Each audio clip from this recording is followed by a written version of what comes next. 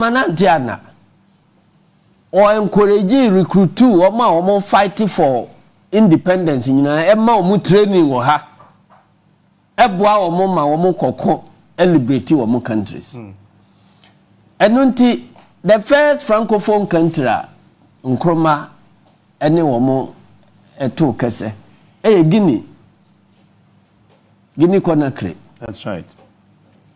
Na Sokoture, odi a chase or be pre-independent. Or ya French for no konya or so pay independence. Na French for no friend no try. We say pay independence.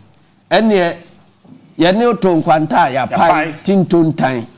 Enti e bibia ewo u country or e be ma independent na bibia wo country or e be tutu ya de. Womu tutu ya be tutu street lights on the streets of Conakry. France at the koi. Textbooks so aye disua de nkwala disua de aye French schools mu.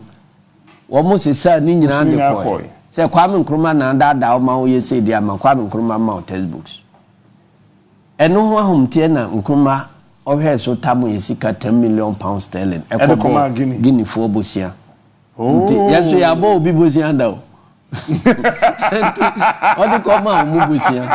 Just to let them stand. Until after that, you know, and other francophone countries, you know, who say we are independent. Yes, we are pre-B. Until 1960, no, and French for no car say ya ubia wars for independence. Yentimini omunyina nko. Ene omo free meeting na omo car say yempese mo beko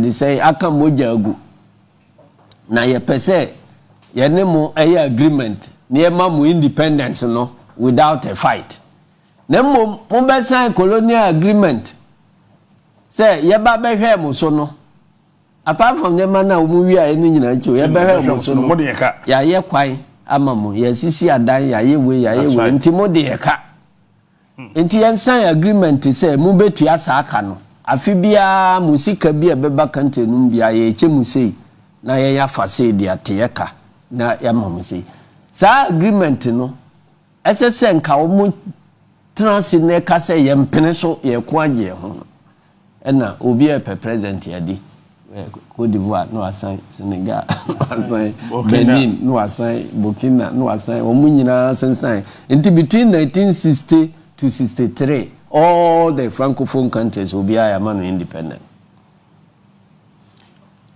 And now, and to say the omudi omuti akushi muni say, we export to be our baby, foreign exchange be a baby, a France, a central bank.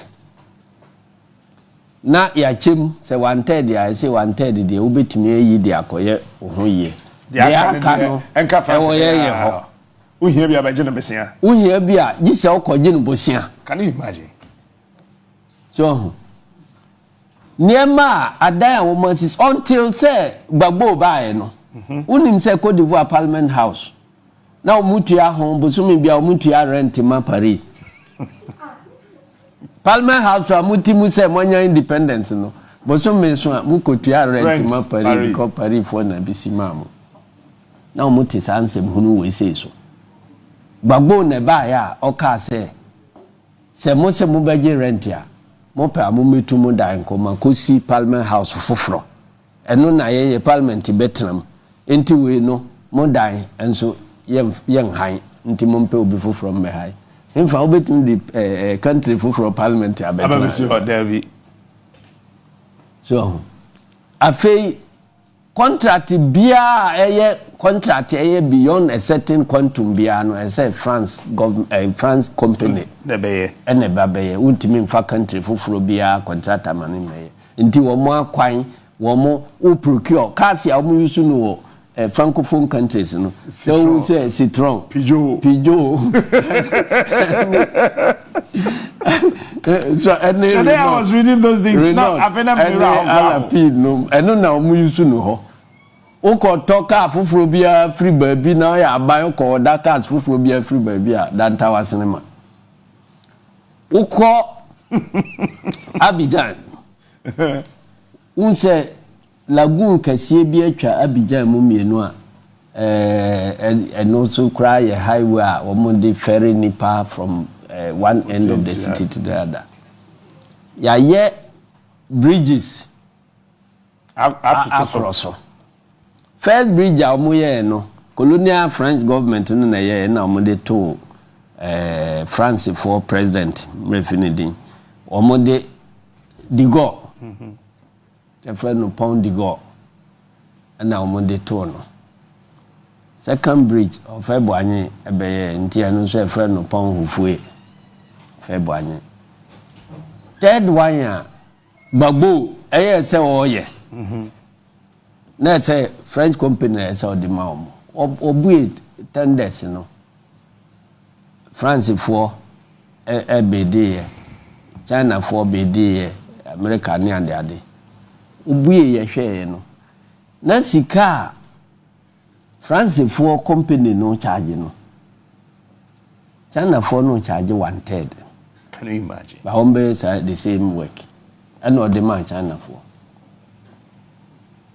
inti any parliament fufura wasi a on high wo yi nmi ande ade no oh democracy we dictator Gbagbo ye dictator you too no democracy ni Cote d'Ivoire kikiri ni too no na ye nyina ye bosi se enu nti na omo ka se ye mfa troops nkwa se ye mfa nko no oh unta professor Mensa ka se ye ndi efi asem no ye mfa nko anne na wachi nko so sansem hunu no so wahu de abedru eba ya ye ka se Cote d'Ivoire wo mo law e kire se udi over 70 or 75 years ya won't mean president sa atemo a Alassane Ouattara we pray in presidency no na wadi more than that enti entese oye and now mo say said be ya peace beba no wo mo amend the constitution no kakra na ma no dispensation no onye one term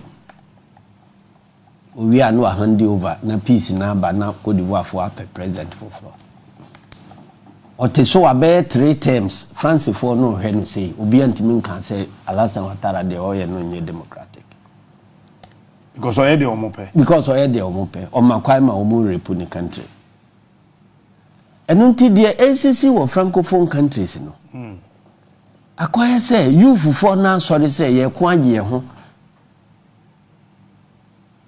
francophone countries no wo mo assets asika ewo ai France for Central Bank more than 500 billion euros enna womo edi here you go to Niger now, one of the poorest countries in the world, and so womo mine uranium or the atomic bomb uranium womo de nuclear power e dey supply electricity to France no me and ade nyina ni nyina utu a France for nko a na don't know enunti no minu ya no a yatu no wo Niger ho no we are victim of circumstances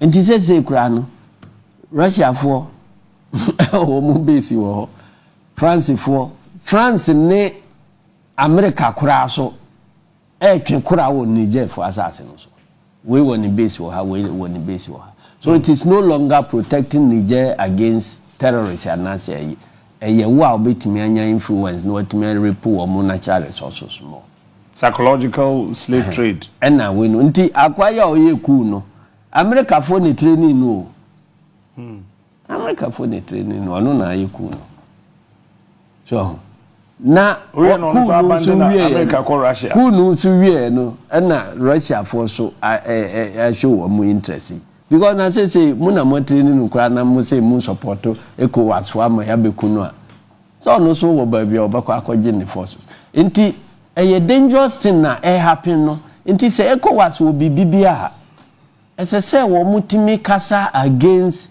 sa France for exploitation no na France for no so ka ho kura na ECOWAS no ntimi nyina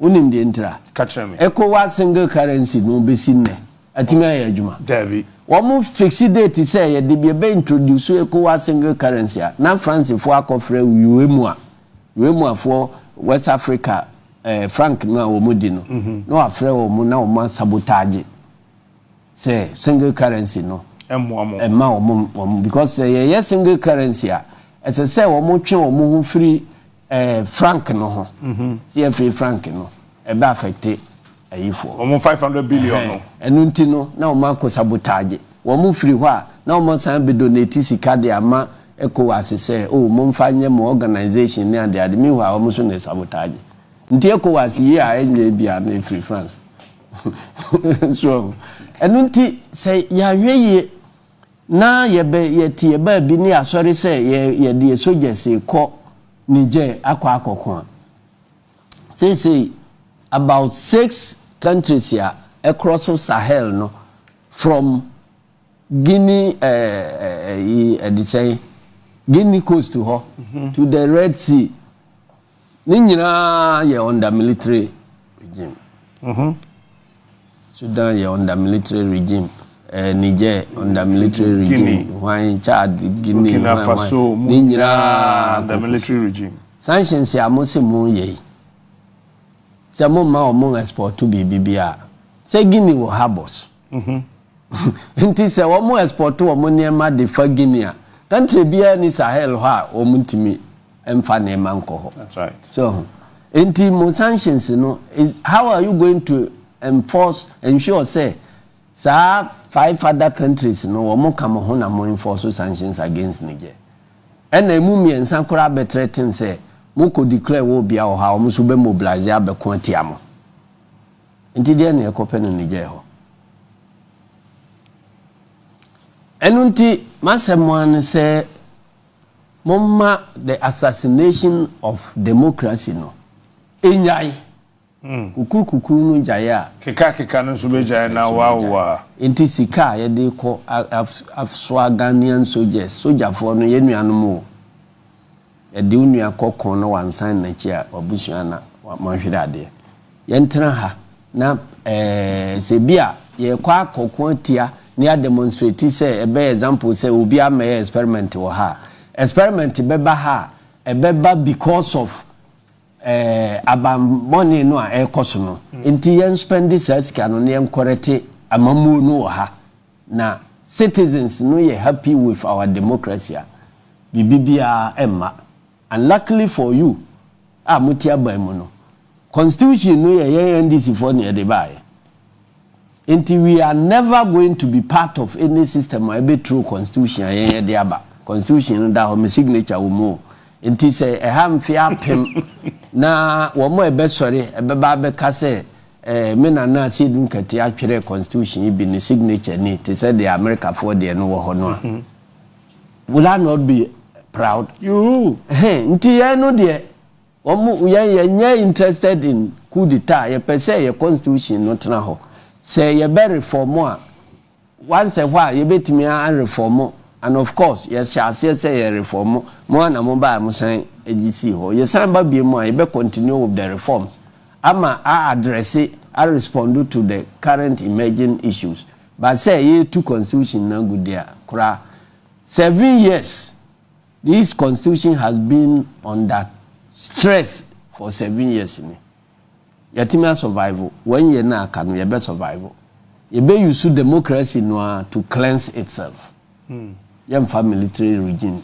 bia emba afa yanko specifics kakra wo ye man one you say ye clean banks banking sector we needed just a little over $5 billion Ghana cedis we ended up spending 29.7 billion Ghana still workers intimi ntua binum ka ejuma ye fonu gufie Kofusika kem wo de no to nchen a abna pa ni fie adane bank esesa sika edi free ho wo hwe de ekoso presidency yenye de ye bra wo opani ana wonam kroma hu o be de meye ni say nka captain with me ye league table of corruption na anopa bia scandal ebe minister we so na nama na wa manu max we manu max bo so men so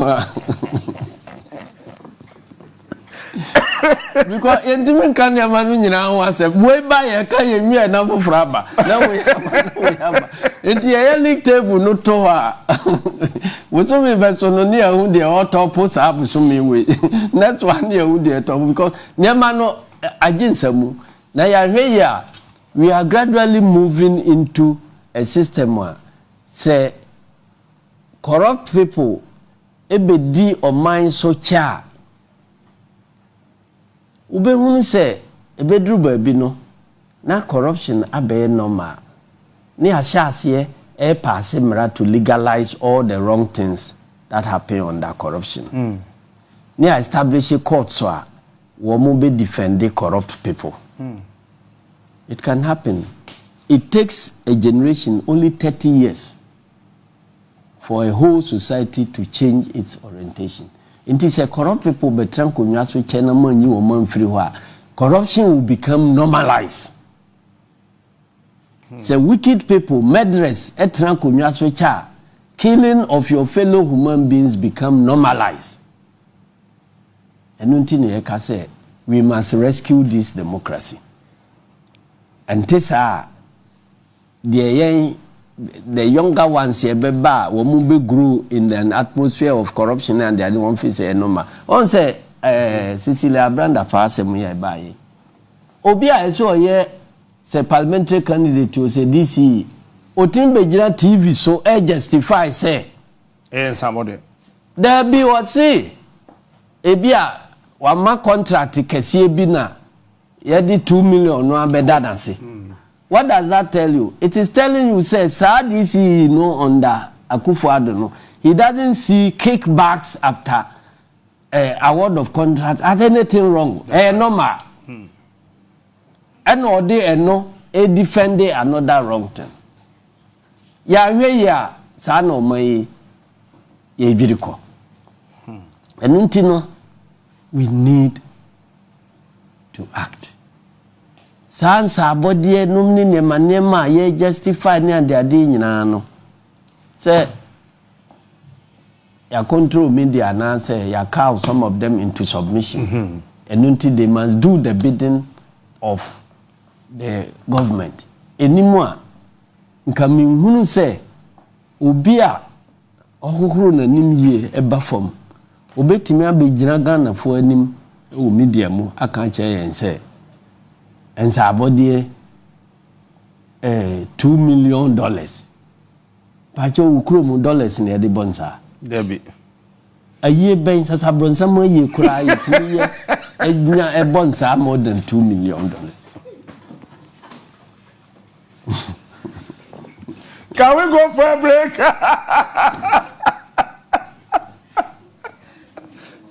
Sasabronsa ye kura and somebody to me do 2 million. Sasa sabronsa wa e be ya manfo de enti obia be force so be ba be bonsa eno kura obia be bo a e be do $2 million. Enti e dia asem ni ehu dia asem ni eti hu. Please, we'll be back after this break.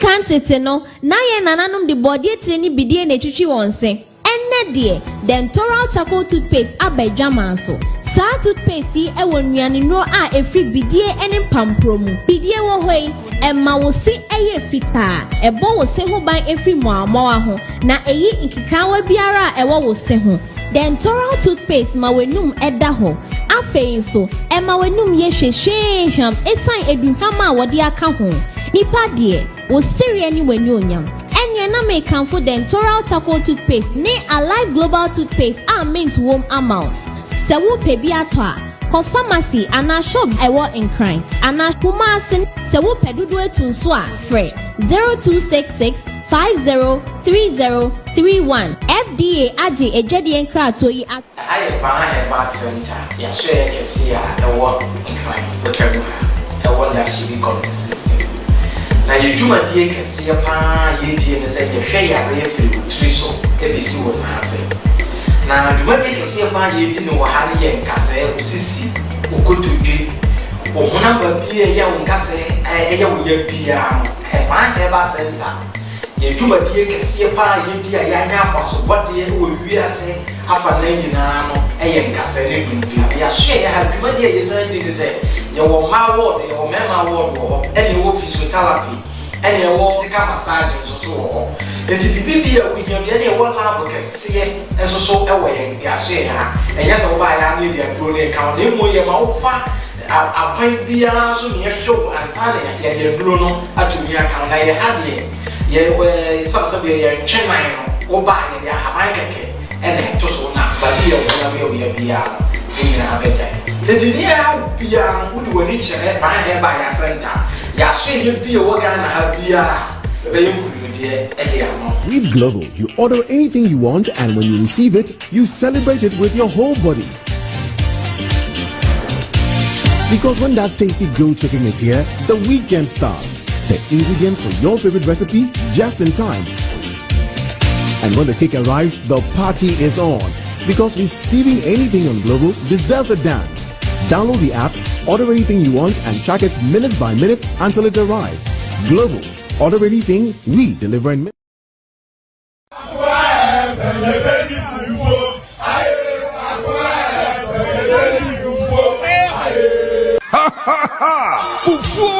Fufu Akuma FM Fufu Party Afidjane Paso Friday 4th August 2023 at the forecourt of Asoko Municipal Assembly New Amakom MHHs Park Resua Kayo Diohian Wayua free Fufu Ubetme Bossa Jumedi Abraham de Portier Panchi Atosodie and Nambitisa Nanche Aponche Ajine Hobby Yowapia Yabaji Nafaya Bojmedi Uwa Bibia de Poya Fresano 0246 766060 Akuma FM Fufu Party Yonya ni wayua free What for Matama Yadi Akuma FM Fufu Party de bro Sankofa natural spices mirror range of products Ekambi Panta energy drink or cow them in General Nyan Temno Sanso Kokoye Juma Kanti we will come over to your messages and read some of them and Efia will join me later nafe yahwe messages nina General Sir, wohwe sika akopie sisi Dapaah fie. Any commentaries about wo ho trying to justify that personal vote na who say presenters can be other people to say they can yes as about some crowd. Me say on say Madika ka say obi o assassinate democracy no bia no or try to either buy off the media or cow them into submission. Ebi na ekoso no because ade we no ka enye responsible journalism say obi abegyina baabi ako defend this type of thing na meti bibibi from Paul Adumochiri say wabema narration we be free ni nua ho we be free ni maame ho we be free ha we be free ha we be free simple question na wo mitrimu ani say Anyabia, is that the official statement from Cecilia Dapaah? Oh, you. Anna say, Paul Adumochiri, or the spokesperson for Cecilia Dapaah. Anna Nema Oke Kano, can we hold them against Cecilia Dapaah? Anna Eyebosirimuka. Somebody should be asking him, say, Asem ye awokan. Cecilia Dapaah na no asem na wokan na say. Wabo trimu na woka se wabo trimu a nka wontimi nka se abusuanum we bonsa ena edi we ena we free ha ena edi he speaks like the official representative of Cecilia Dapaah enti babi obi a otie me bia he should come out to let us know say yes he's speaking for Cecilia Dapaah so therefore credit bia ebebam bia no Cecilia Dapaah no asem se bibibi enko yeso na question bi ana oko implicate Cecilia Dapaah no or make the case worse ya na ye Cecilia Dapaah cannot run away from that statement say ntisa dia he should hold his fire because nema na o kan no enye ade a etwasumo na there were very serious issues about it.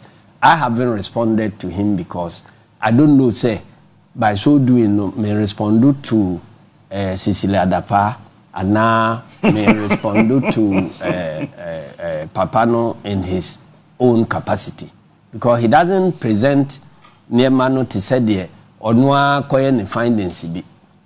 He's presenting it as if says Cecilia Dapaah at the natra ho no akancha and say mano asem ni ko kanchire Ghana for. So now sa issue no me were very serious issues about it because first police station baby a woman call report to say sikasa ayira no say ye country bia woman serious anti-corruption yeah nka nipa be report ke bedi na chi at once no akobo search because kadodo sa your money laundering legislation regime your way even ukuta more than 10,000 Ghana cedis now could deposit was some of the banks particularly SSB and the monthly form chire the source. That's right. Intina nipa no de obeye case say ni sika close to $2 million yayira na mo chire ni statement but so me be say ni antimi attract the attention of anti-money laundering agencies any SF for ni ade ade nyina anti chronicle be twere asem afi na abe tiatese no afi na mo kwa akohwehwe mo so mo say case ye be bo so me miensa nti ska no de na aka no mo be kwa akoto say egu ho. That's a problem. Nti ana yenya yeti aba say bra wo mu twa sika kese no menim mehwe ma me archives mu ayi statement ya me ye no ho say sika bigger denominations na wo mu twa no 200 cedis no wo mu encourage money laundering because 200 notes no ekuta na udi see babia easier than say 50 notes no ade. That's right. Yeah, no na buy. Say omude saa sika no na ekwa akosie na ye smaller denomination na sanka dan ba ko mu be ma. Enu nti sika kese no me gidi say omu twa no as against government official policy say ye mpese ye be use fiscal money. Ye be use e-money bibia ye be use banking system na no your official policy a Bank of Ghana na yi nyina epesiu ya hunu de ye na o mo ansan ko twitwa huge bigger denominations ya e be encourage say o be store sika wo fie a contradiction afa na matima unravel contradiction no ase ne say mo first kan ko bank no wo mo ne ordinary citizens na ye leaders no de wo mo first kan ko wo mo fie.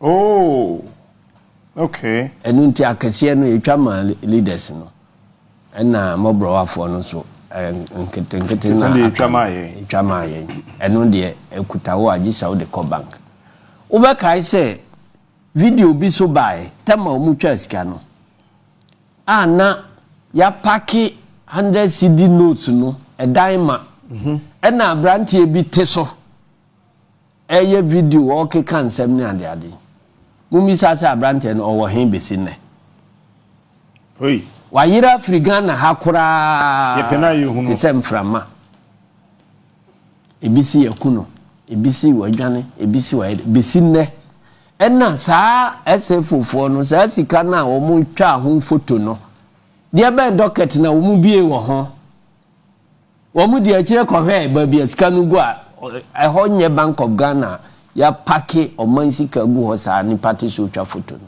wo mu de akire kohwe enu ti de meme kan ni se saa de ato MPP foi eti se de wakowia o man hini bi twinsini so nim twinsini aye bo asemji aye e kofa ni wi ade anya di o na ba bia obekwa akogina bomu a obi ante no eno ne asem kese no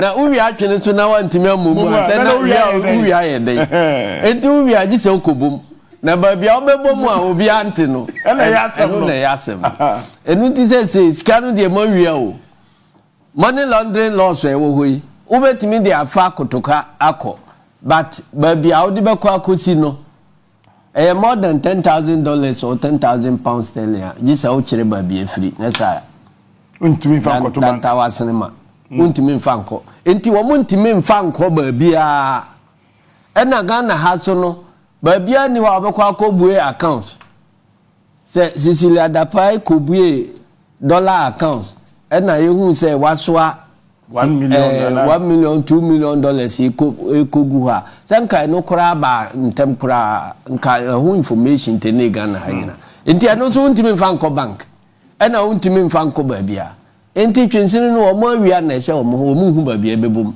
enti se enei IMF aye koi se aban we ye serious no si mumenya IMF no government appointee bia mfa na yimra ne passport mra ya sizi okay ye ko hwehwe modan mu nyina sika ombenya bebro IMF die 10 times bebro IMF die 10 times aban na born no na point one more we na ehihye wo mo ho enu nti sa aban no kan say momye mo search starting from Chebi na Kufado ho Gabi ho we ho ne ahwe sa ne manu nyina ne akoba umia ho ne free ho ne akọ papa ya o she why she te okotu Bible finance minister yenhwe ni nyina from A to Z na mo hwe ye opposition fo nyina so ya dan mo sika o be ye free ho no yen ko IMF no kura on se da bia me ka se me ye baba mu ade ba ko a me pushi for pa se president Mahama e be support me am ye de ye adwuma e property rate because say see no apart from say this can be good dem no adan sie na obetimi de asi se okotosment aye misa oba bia sika no free that's right ayon roso ye misa ba bia free enti eno na omudi sisi e wo manum eno nti anya hwe watimi awia de asidan a yaso ye ba na de taxi abom wadan yedu a obeton ba ko de taxi amai sika be free ho aba je IMF no enti say serious pa but say no the problem is say what the property rate no e ba na eso a wo mo a e ba proof no wo mo no na wo mo wadan no wo be da jetum yenyintum enti no that is the problem enti niema asietimi ye na yesan regain ye financial sustainability no e wo ho ye betimi aye but akoy say also had their effective way also had their effective offset say habe hwam enti na yanya kokote mo manyere ado atwene no bia betwa bia sisa de wo ho hobed abed we unya kokote mo manyere this one so enti no say ye personal interest to nche na say yes we state interest ya o man we be ye na ya anya no sa we move from bad to worse. 2007 you described 17 people as a Kromfodun song. This time around they are 10. What's your description? Oh, na say I don't know makoye ahwe amamodi matem. Adena musan de abeso me. Asem ameka ye so ni nyina nya na ba mu. Sa 17 no. Say me say a Kromfodun song. Wo mu ko hwehwe mu ayi Kromfo tachiamwa. Kromfo hene. Mo se manka no ye na see you wo mo ko bai hwan na mo ye no nya na Akufo-Addo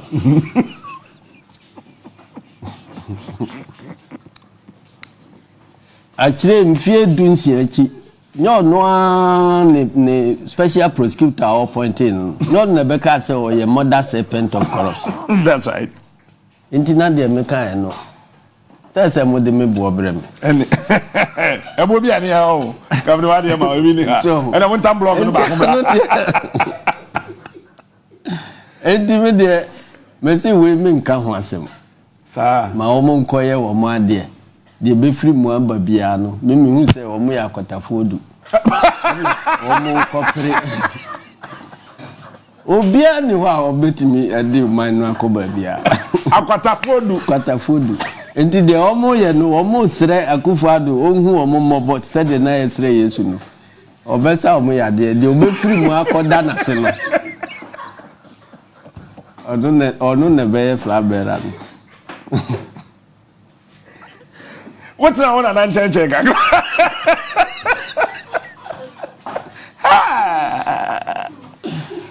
We everyone na me na ba na try.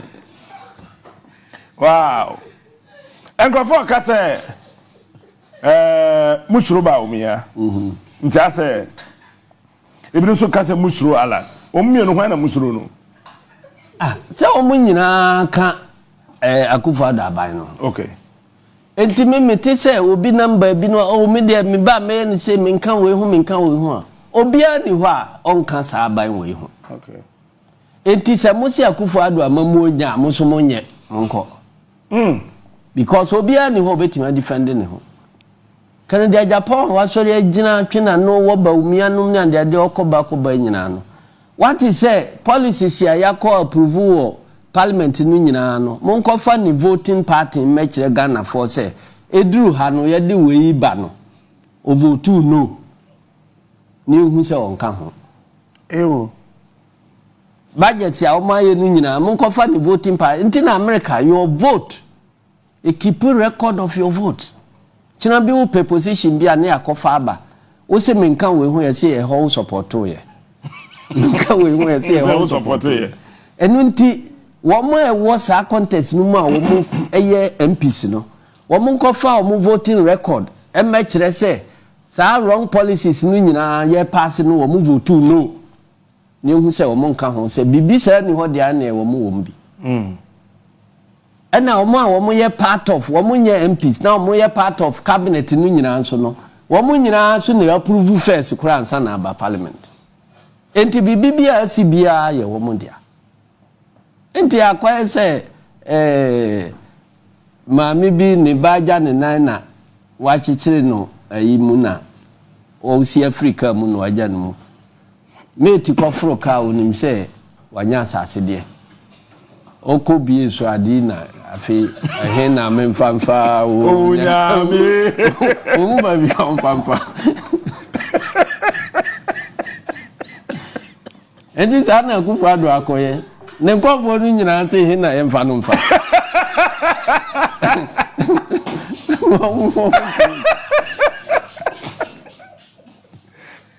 Any ese Yehu be bia emfa de agena yemfa de yebo.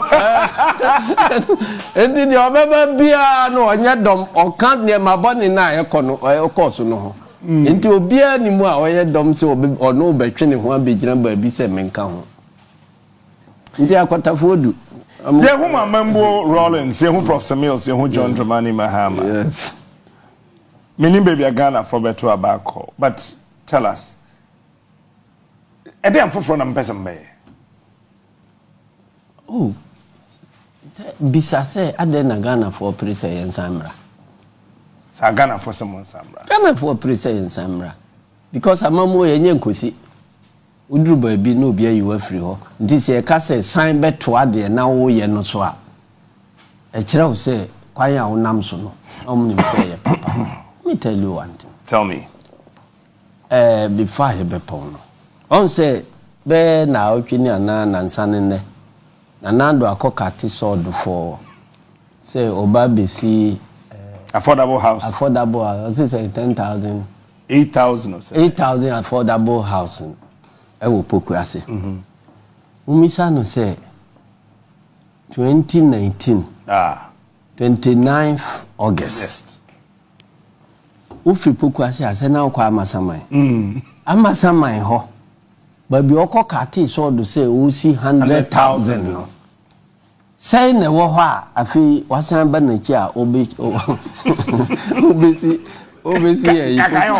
ewo enunti no akoye say ba bia duro no de obi ankope contract bi ye san ne na mobilization ne akoje adi enti obi a pre contract ba ko na o ka say obesi no o ka say be di 7 years o say de be na wasi awie wantimi ansi we wa be say obesi no 8 months de be months say de be how can you do that enti akoye say obe katison na waji mobilization bi adi na ewia ese o ofira konwa so uncompleted munkoye we ti said the president Kofo be fira konwa so or committee a lot of roads gang of 4 roads sign ya na budget bia ni ho a ye de be sa sika bia ni ho foreign funding ni ho internal budget bia ni ho and oko kati short circle to say him fan poku asenom ne madina kwai ne other things and some kwai enti you take over pressure that so say we kwa no say we meanwhile budget bia ni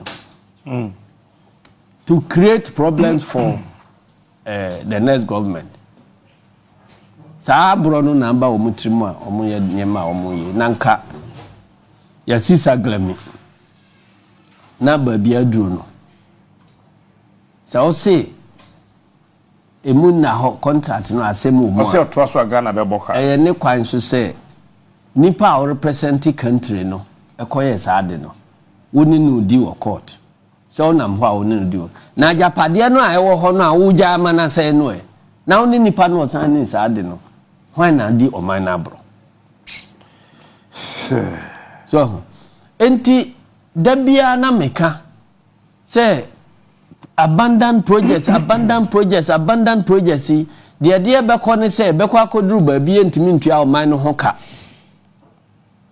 because wakoji bosia wo se me de beyi akwai koko roads ne ade ya be say sika no aye clearing aye they say sub base aye base ye nyamfa ceiling engu so oba se obi anyai emfianso ensu ata ahohoro ni nyina koto agu ba bia ye clearing nyina asanfu wo de kwa no ma contract ati say new project a wo mo ba be nti sa sika no a akodimu no ewo he mfaso be na ba so wa hye to agu ati say de yakobo bosia ne akoto agu bola so enso so no nipa yakoji ne bosia de obayire ye say yentua adwuma nso na wo ya emfaso be free mu amba na o man na nya sika akotua sa ade no enti wakotu sika na agu a eduru say ye beji sika no hefa na okonya ndi aba betua enti abandoned projects no the effect ba ko ne say it leads us to debt unsustainability because uji sika no be ya adwuma na wa grow economy no out of that economic growth no na nya sika akotua ka no na wo yakoje abehim enyan ma fruition wo se me mpreso ma enuru sa me nwie me ja ma na say abro ni ba yenti nipa oye ye mfiri mi party mu ensay na say ya se wo timu ma me ma assignment no my assignment na ma mo ko around the whole country na every kwame nkroma bresu besi ne woman take stock of uncompleted projects loans in the bush na woman convert into cedis say anche ekayi Ghana di be 2 times ya bra bebom tu sa anche a yemra bebom tu etu ni de mi nyamo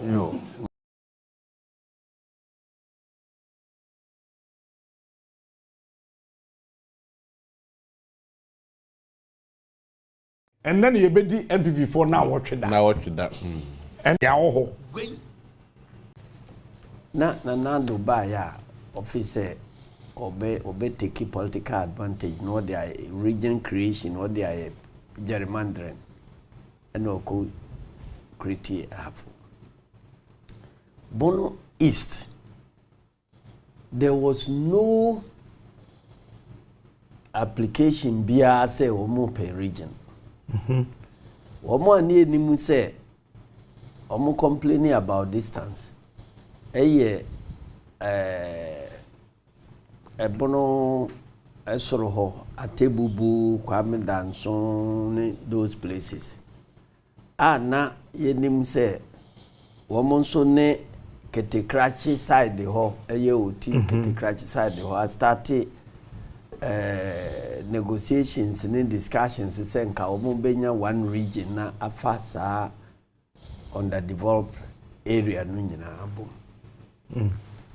and also politically you can't be sure we see a create Borno East region until we create no sa no problems are mo pese mo solve ya pese ya solve no distance from Atebubu Kwame Danson ane Kajejinom to Sunyan no ofiri ho batachima kakra bi na ate afiri so yeah my drivers are kind of super enti no wonu say one purpose of creating a na enye for development bia regions no me kan na sehwe ahemfo se mabomusu omo create just to take political advantage of nti omo twa mu no na o hwe bono no a 12 constituencies na na one city pe na omo ja ya na eye banda anenu ye NDC after inauguration of the regions na say 11 out of 12 no nyina omo dia MP and na omo de nam say Buzia region enunti no nanano momo na momfa city ba ko nkan ho na enye completely Buzia region na no is it a return to sender enti en say na ekuta 11 na mukuta 1 one sa one no kra no mistake bi na by presidential you will need 12 oh okay na one no mistake bi na bae eno a omusensan krata no ntem se ete no ntem na ekọ ho a nke timi kios nti sa recollection se mi aye kan ye din because ye nim se mra no ye declare opa akokod enima nke ekọ jaman safu sesi ase ye ko ye recollection na ye recount ya anka Canada ma parliament because we presidential no you winning, you know. Spoiled ballots, they say 200. And is it two? Yeah, more than 200. Me refuse a figure. Now, a parliamentary no 0. Ballot tobacco crown say. Nipa krona no to presidential to parliamentary. What me to president parliamentary come well, presidential auto say no and now where the history of Yehonoa uhunu say ebia edi say spoil ballots wa na say wo mu yi free mu in respect of parliamentary and e dey candidate back who declare no winner. Hey, we know this. It's something that we are going to pursue. Na ye dimraso ye hwese ye declare time be running up to a certain point and sana ya file your petitions say if we decide to do it. Eto da bia ye yes akalabule no tiawo the best option kra say won file hwe. You leave sade no na amanfo aba be vindicated. They say in the case of Collins that there were musisi no 2000 evidence be actually say you kwa Collins that betima over 10 years you know me bo Collins that born say kwajo me nkoko to bia obia say Jama Collins akoji sika o MPP for hontina ade clear say o se won kokot wasi menye kapre nipa o mo pe me nkumi na me koji sika free o mo menye kapre but me pese me che wo parliament me san ba na pese me che enunti no wo de emfa we mamu na ye hwede ebesi asa satem na ne contestant no owuye bakaya owuye before the contest enti wo mo postpone no elections say yempe obi nsinana ene ekofa ne yere a omfiri region hokura omfiri kuro no so ni vote ni ho ni bibi ontena hoda ofiri central region ena omkofa al miwa kufo so wa wini abano a omo pamo ye num ne nemanemu ubeda akogina ho akase ompene ena yade no koye na omko wi abanum so no san wini ye ena ye ka se clear say obanum free ho on try hoda on really from there yanko court na court yin free ho Collins monya man try ho ye can be bia later na me hu the wisdom in what Collins that was saying because oban no better parliament ye man kwanya na okọ ni kurum central region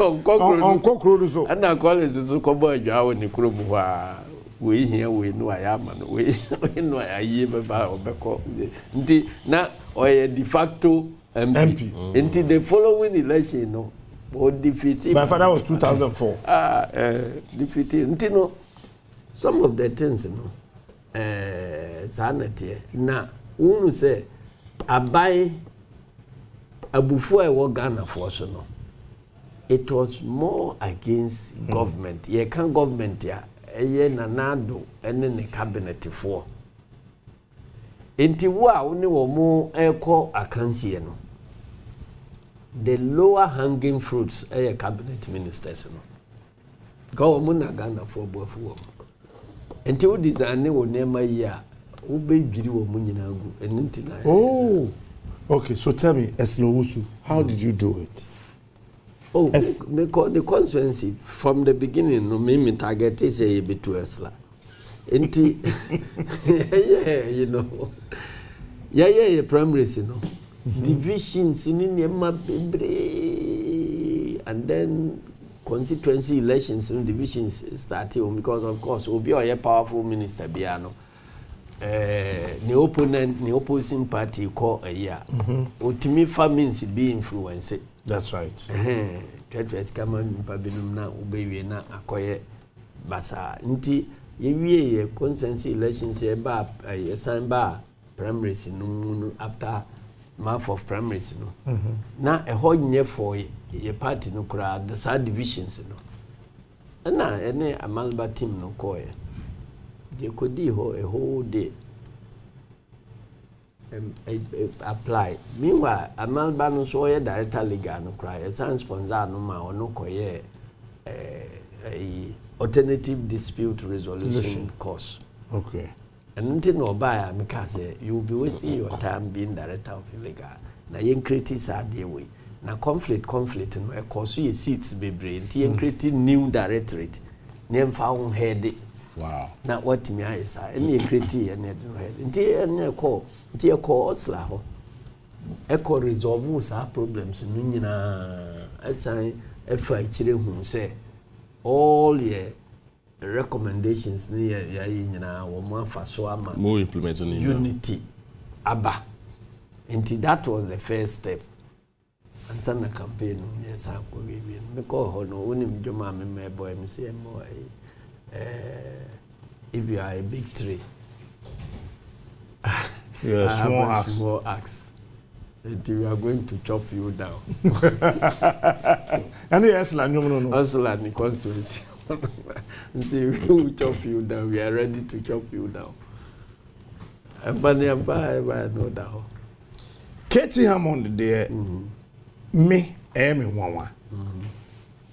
Eye Ghana ni bia obi a wedi politics e chibie ni wa me ye sure say na onim say adanse asokwa ho de na me eye me won say eye mo me mum de eye me won still no you know because Ashanti region dey adanse asokwa mo stronghold aye asawase adu bi ase o he records no ye adanse asokwa kan seat ya ye win 96 kan ho 92 no dey say mfan cancer but 96 ye win adanse asokwa honorable Jesse so because adanse asokwa no religious factors be na akwa we wa exploit ya na kobotia no religion ho no a typical Amadi constituency, even though Asante region. Ndiamadi a very strong. Mavi Wahab Adams ni krom in that area. So enti sa religious factor no very strong. Enunti ye MP awo ho no Katie Hammond exploit sa religious factor no the betu no. So enunti enye ade a enwonwa because ye win ni ho da enye boycott a MPP ye no na me win ni ho e ho kan ba bia ya contest ya ye win ni enti adanse asokwa no enye NDCP sa ba Katie no ono so ba no san ye rough guy or the buga semni ne manema na ye na election nti me ko ni constituency a ompe kura say election ma ye kura na invite me bibi wo ni constituency a on one occasion amandi afo no na omo ba afore e dia Ghana Muslim Mission na me refi ade kwa omo ba afore e dia see school bi e wo ho e na omo invite me so me ni omo ye fine pa e na me call me call na omo invite Katie a wanko o si otukwai o ti se me wo ho no a ye wo function na sia hwi na o de ka bisi wapie aba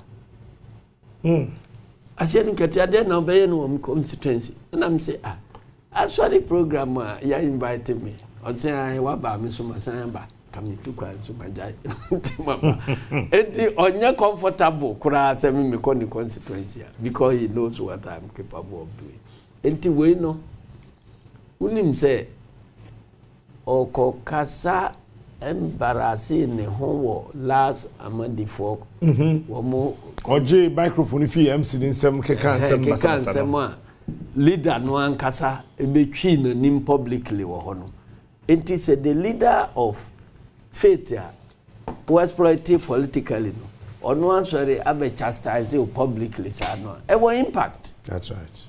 So in not just say we kin sa side no enna unim say voters register youth adults won cha impanimfo enna wo be gina television so say youth for wo nim he yeti se koto se kube awo manja o ma boji se ku ha wo muni adwene bia so enti no na me de kokai wo mo se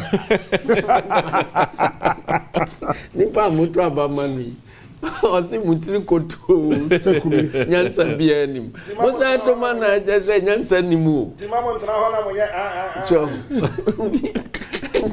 MC go no wo dia no wo hwe medum za ba ifu no wo hwe no kakra no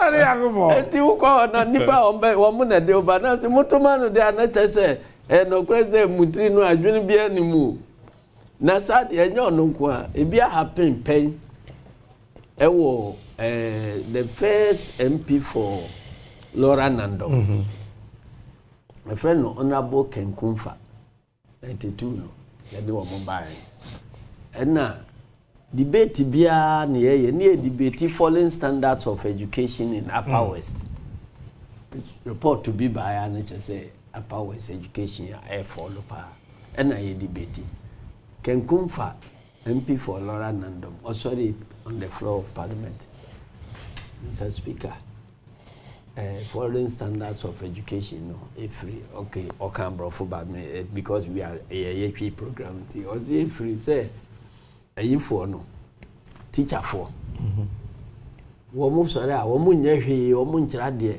awia ba na wo man kotena baobab tree ni dawa tree si ase na wo mo num pito on the floor of Parliament. On the floor of Parliament. Wow. And na we ya no wantimi ankro so primary school a enti oko back na Upper West so ifwe party executive fwe dodo no teachers wo mo abeye electoral officers teachers dodo no teachers enti okoduro a wantimi primary school poto na omo yi no free ho so the only place here obi didi ni krom fo atemu a osan increase in vote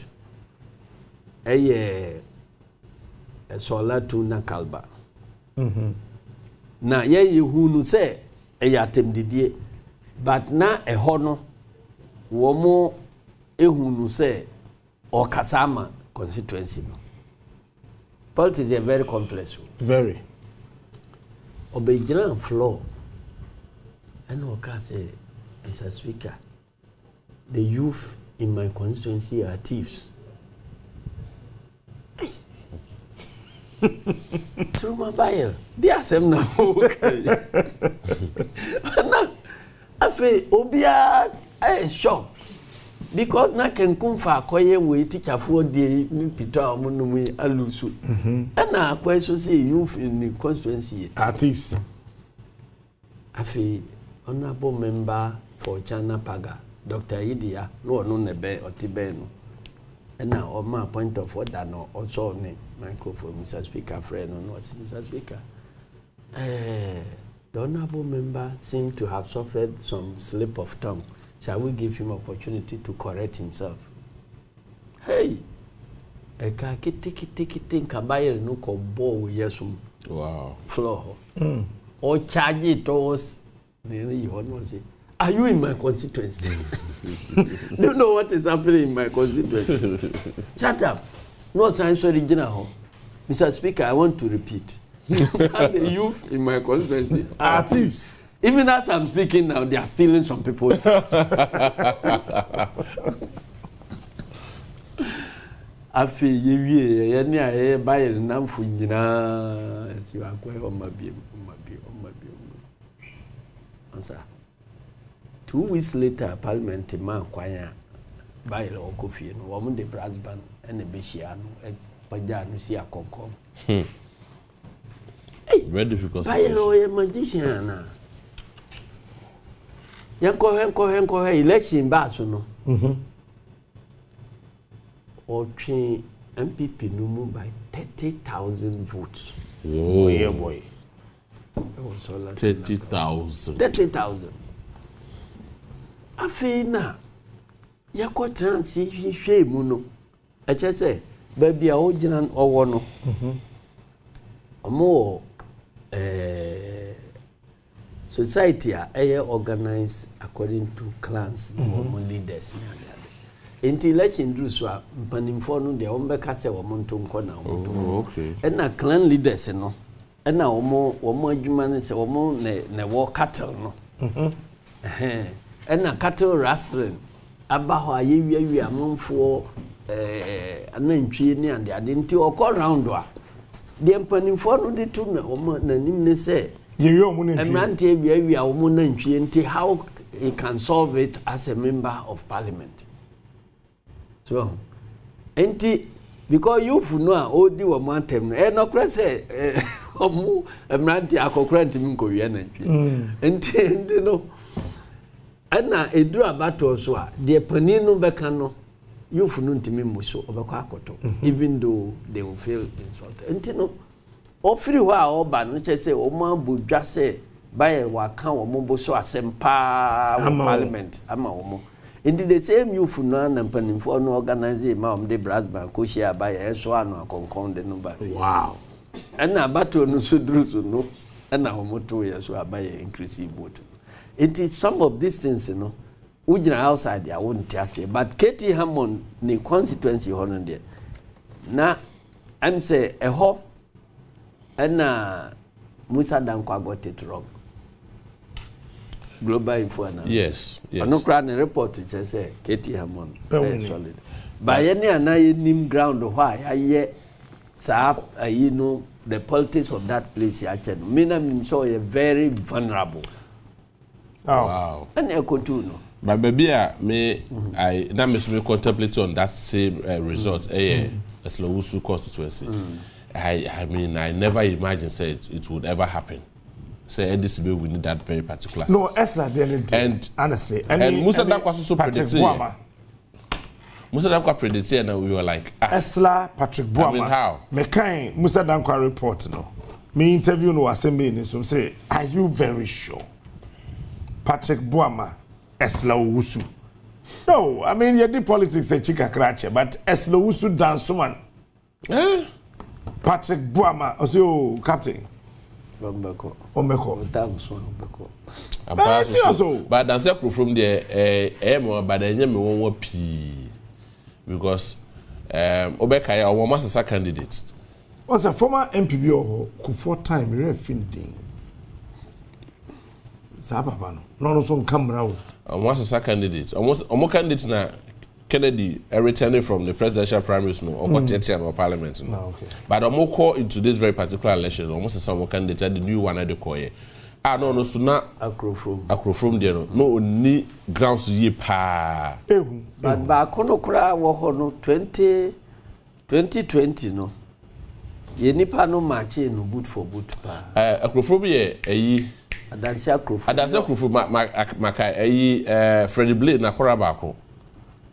I almost all the fake certificates, UCC. Aha. Oh, referee, no filter credit. Honorable. Say, Nyamia don't to me na be shamonsa. And then I'm over different. I'm a Ghana for come toye yem. We dear my main can ye in what you say. Kronoa hadis ya bo. Me man to aba mahama say na hoya me feel fellow Ghanaians na me ka wo ese me meto aba mahama ti wo a wo do me bi adi machi eye krono pa MPP aban we led by Akufo-Addo ne Bawumia fellow Ghanaians. How different is this administration going to be? And that's it. Krono no statement no correct by big kakra. Womunya ibo. Even woman lose where we are from now to okay. Because krono omobo. Nti omugusu sesi ya omobo. Payments ya ekokoso. Eni sika omo transfer ni nyama nyina. Ba so ye we radar. Nti de omo ye bia omo de omo koso nye. Enna nipa ye de nipa omo apake court na wi attorney general ne office ho nko na otwi ye munse omguso amonfa nipa akogu ho because attorney general na be prepare document. Oh, MPA omo ye the same thing. Omo fa nipa ho omo fa Ghana Revenue Authority, Bank of Ghana, soldier for a police for Interior Minister prepare so offer more 10,000 bia and home controversy bar parliament ya say yem unim say wa free parliament ya chia kofa bi. Wow. Enti aka kire wo say yem pe kitikiti but unim say adia 2016 yelusu ye no Osafo mafo twere lete edi breye se nipa bi aye fa nipa fa bi koso o man yi se ensese ye be fa nipa ensese ye be take major decision bia without involving the incoming government. Let no ho ye call transition ya na sande ma o mo se mo prescription ni o adra mo de ma mo nyi bi no edro no de ma mo no mo nyi bi no na sa o de adro ma me sa o taste he enti mo ndro ni osafo ma fo lete enu nti adan na mo mugu so a mo fufa nipa promote nipa this late enti no aida se mo bejai ana se mo say technically mo na mo wo so nti mo ye de mo pa yenso after 7 yenso e be transfer kwa ya pese ye de be ye be di wo be faso ye di wo be faso because se kokra mo amfere se e beta ohwene so a so dia sawa beta so e beta so enti nyina o man ni ye de ne epe mo kwa akofa ma ante bi mislead wo mo ama o mutiri mo aye o mo de se wo mo anya adwuma adwuma no na otwe ne yi wo mo adi no ye mpe no sa enti mo mianhwe what is correct se nipa no mo fa kwa papa so recruitment procedure se papa so a mo de be kire ne ehwe na ye kwa papa so a ye ne mo ni asem e betimi ama kwa ama fa o But se mo fa kuntina se abaya djuma ifa nipa ese advertise na ye proper interviews ni ade nyina no wanye no sa na mo akofa kuntina se akoselete nipa bi se mo fa wo mo adwuma mu na enei mo lusu abawie kura mu gusu mo fa wo mo wonim se yenya wo mo ho sa enti eno ye ne wo mu gusu a ye twen no na payments no nso egusu ECG nema bi chase akesi o 300 million 250 million chase akesi na mo ye ho adwuma payments no mo ye sese payments a mo gusu 300 million me count na adwuma no mo aye de eno so enunti ye ne wo mo aka ho asem enunti krono no de e ka ho e wo manifesto mo enti na ye devote part of the manifesto ade ye ade bia ye friend no ora ora operation recover all loot enye ora english aye no school mu no operation recover all loot enti ye one major policy a be pursue no very vigorously, and we are prepared behind the scenes say be ho adwuma enti loot no on say niema esisi ye during these 8 years no a worse than the asi wo kromu ha coup ebaye but nyame aboaye your democracy no has been subjected to a severe stress test and ya survival intimi ogide say ya survival Akufo-Addo impunity way Ghana democracy be last be last ya survive Akufo-Addo democracy way no e che say Ghana democracy be last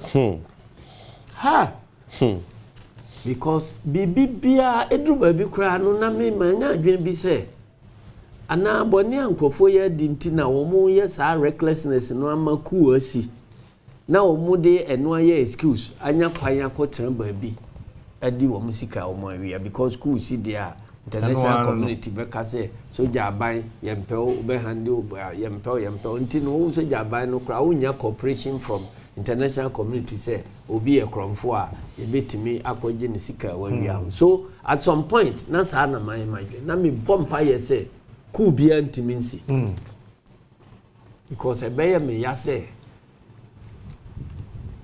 to call yourself a constitutional father onye lawyer say nipa wo mo twere America constitution no ene uko Philadelphia yo babia ya inscribe wo mudin ene wo signatures na dia kwa Torres ekokohe intimi migidi say me wachi no amanfo behwe nipa wo mo atwere constitution we ya intimi antu anwu na those who actually altered the constitution behwe na me so medin me signature na me photo ka ho a my children, my grandchildren, my great grandchildren, you know, be proud.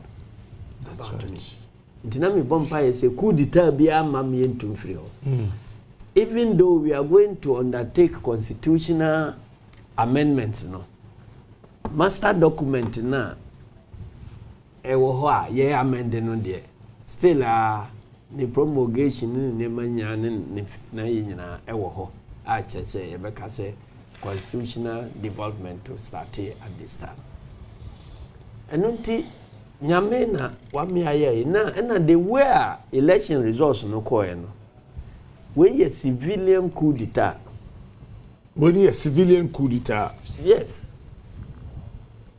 civilian coup d'etat, total annihilation of government no need there or standing for so and now yet the powers here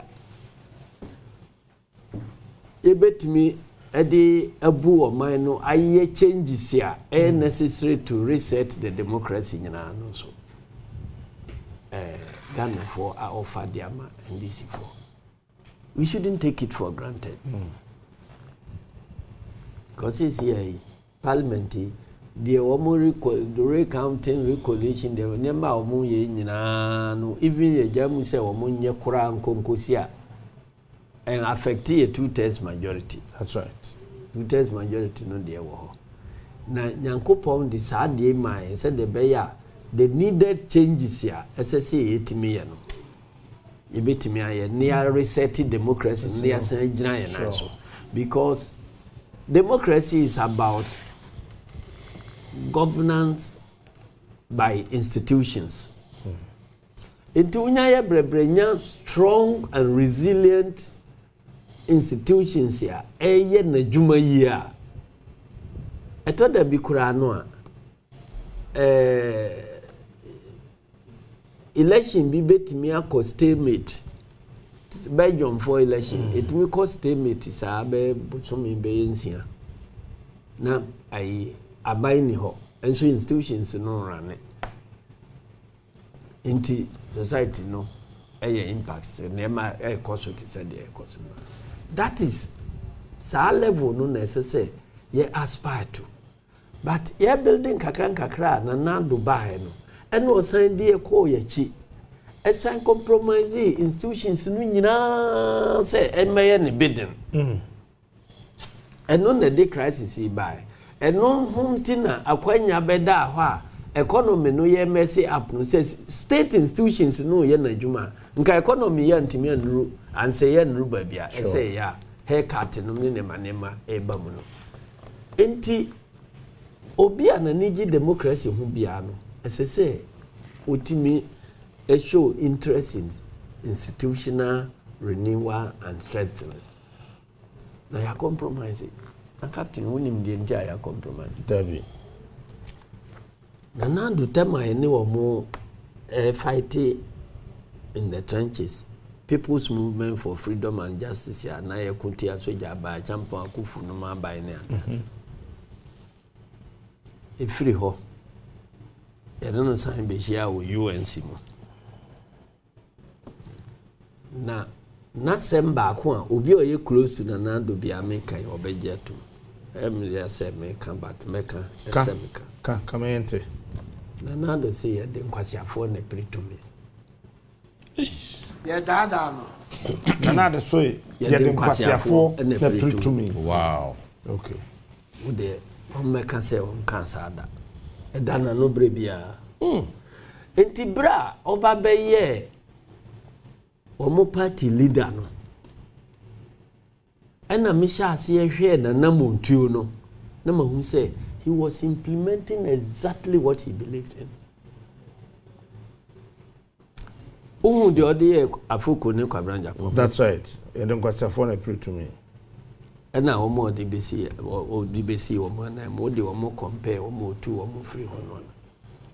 To say kwasa phone e de appeal to me ampa. Ohu de kwanye fa so a wontumi be ye regional chairman. Then kwasa phone appeal to me. Eyi I don't know who first class lawyer or say honorable or say prempe and the call contest and na kufu adoko support. I am the deputy attorney general da. Good. Huge parliamentary experience.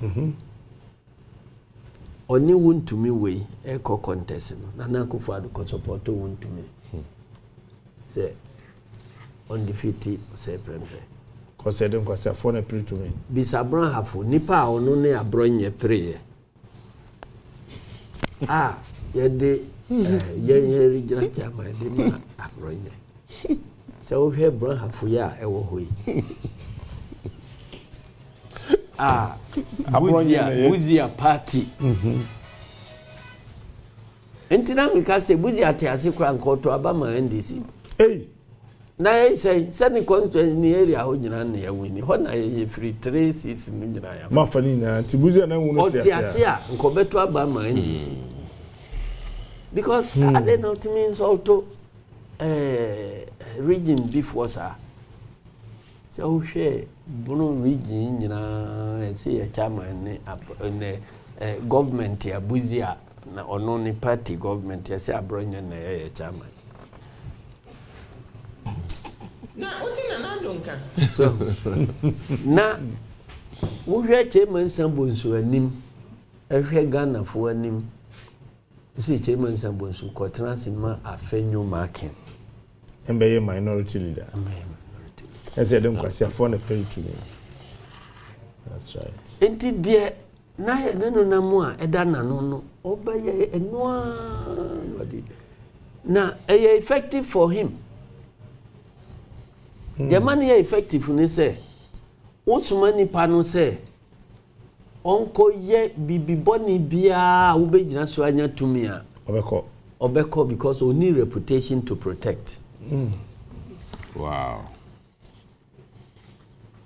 Na pani bia na badwema bia no ni tumfo bi kura suma no so onko ya de boni no office or no the reputation ya stake ya onko ogro ni ho about resign high exposed to into obia oni into hwe many of na appointees binim nema bino ohun say odi obi betu sensitive position bino no one ho puncher nipa no kase o challenge no obegina so a withdraw no. Wow. So just here into who share appointees in various institutions one more call electoral commission, some of the appointees to the judiciary nyama institution bia onim say ebetimi adane ne ho jata bi say ebeche no no the appointee ko ha no wo asem won ho say akire wo ka say wo bedane ho abeche me am yusu sa de na you afri ho. Wow. Pasiafo ne do mo preto na the policy no eno de aya na yeso ya tranwa ma ana face so believe in sa violence ya de preto me no so da we Ferdinand Anyim na yase na nado ne wofase oni na yase me gina ho ena MPP for buy or some council said nanado aye bia mikobi onya aye ba bia because we have worked together before when okay entino politics danchanya there were relationship bi okay Ferdinand aye ma yi ase ana Mr. President Kufo no obe no ti Akufo-Addo nchai o kasa sate ono ye president na Akufo-Addo nyanye o say nananom unim say amamu eni tumi eho adwuma no aya adwuma eto da bi kura yetimi de nipa enkwa etwaso Kufuanum ewo Ferdinand ayi antina makano se omo woni speech no ha omo play nanado da bi Kufuor na Kufuor na nanado no nyina boy nsanma no je Kufuor kan Ferdinand ayi na yase da no na me ne ama benyu ado se toda eto o se tumi mu asem no de mu asem emu eduru na eto da kura e pre tumi a ye de nipa nkwa etwaso. Wow. See Inti wo hwe MPP fo wo mo amamuo ene wo mo nkonwa pre no ne ade na yedi nipa twitwa so nyina no unhunu believe wa call believe wa wo mutrimu no se wo cooperate to me a uku nipa cooperate to me kura onye bone enunti na election bako na wo mo wa instigate nipa na wo ma ko ye kitikiti na wo hwe na Akufo-Addo ne call loyalists no nyina tutrafo nkwa ebi ni won ye call loyalists no ne de wo hu no outside no wo mo a chese obetimi akona na Akufo-Addo ho ai ona no wa bibibia o ye bia sinimbo soso banda de one Ahmed Jina de bia Jordan kwa very violent character Oh. Every bia so na Akufo-Addo be make sure say ono na be candidate. Every bia so no violence is here. 2020 omuko nimpa ba ko e wo Jordan kwa no ono ne krom. Afiwe wo mo try ye na anye.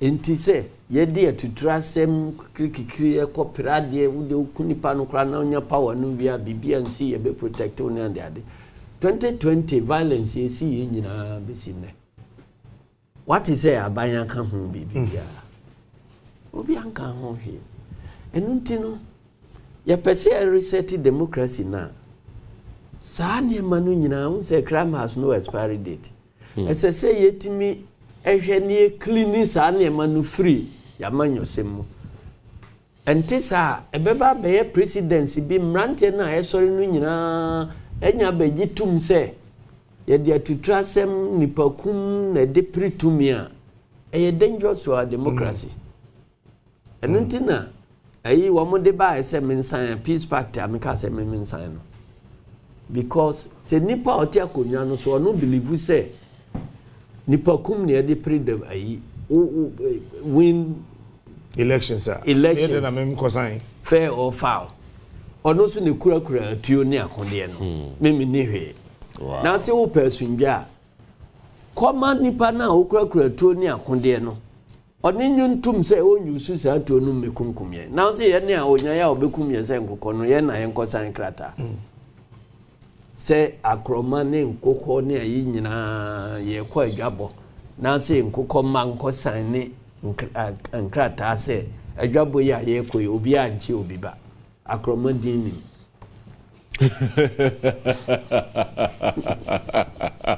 Hey Johnson Asiedu Nketia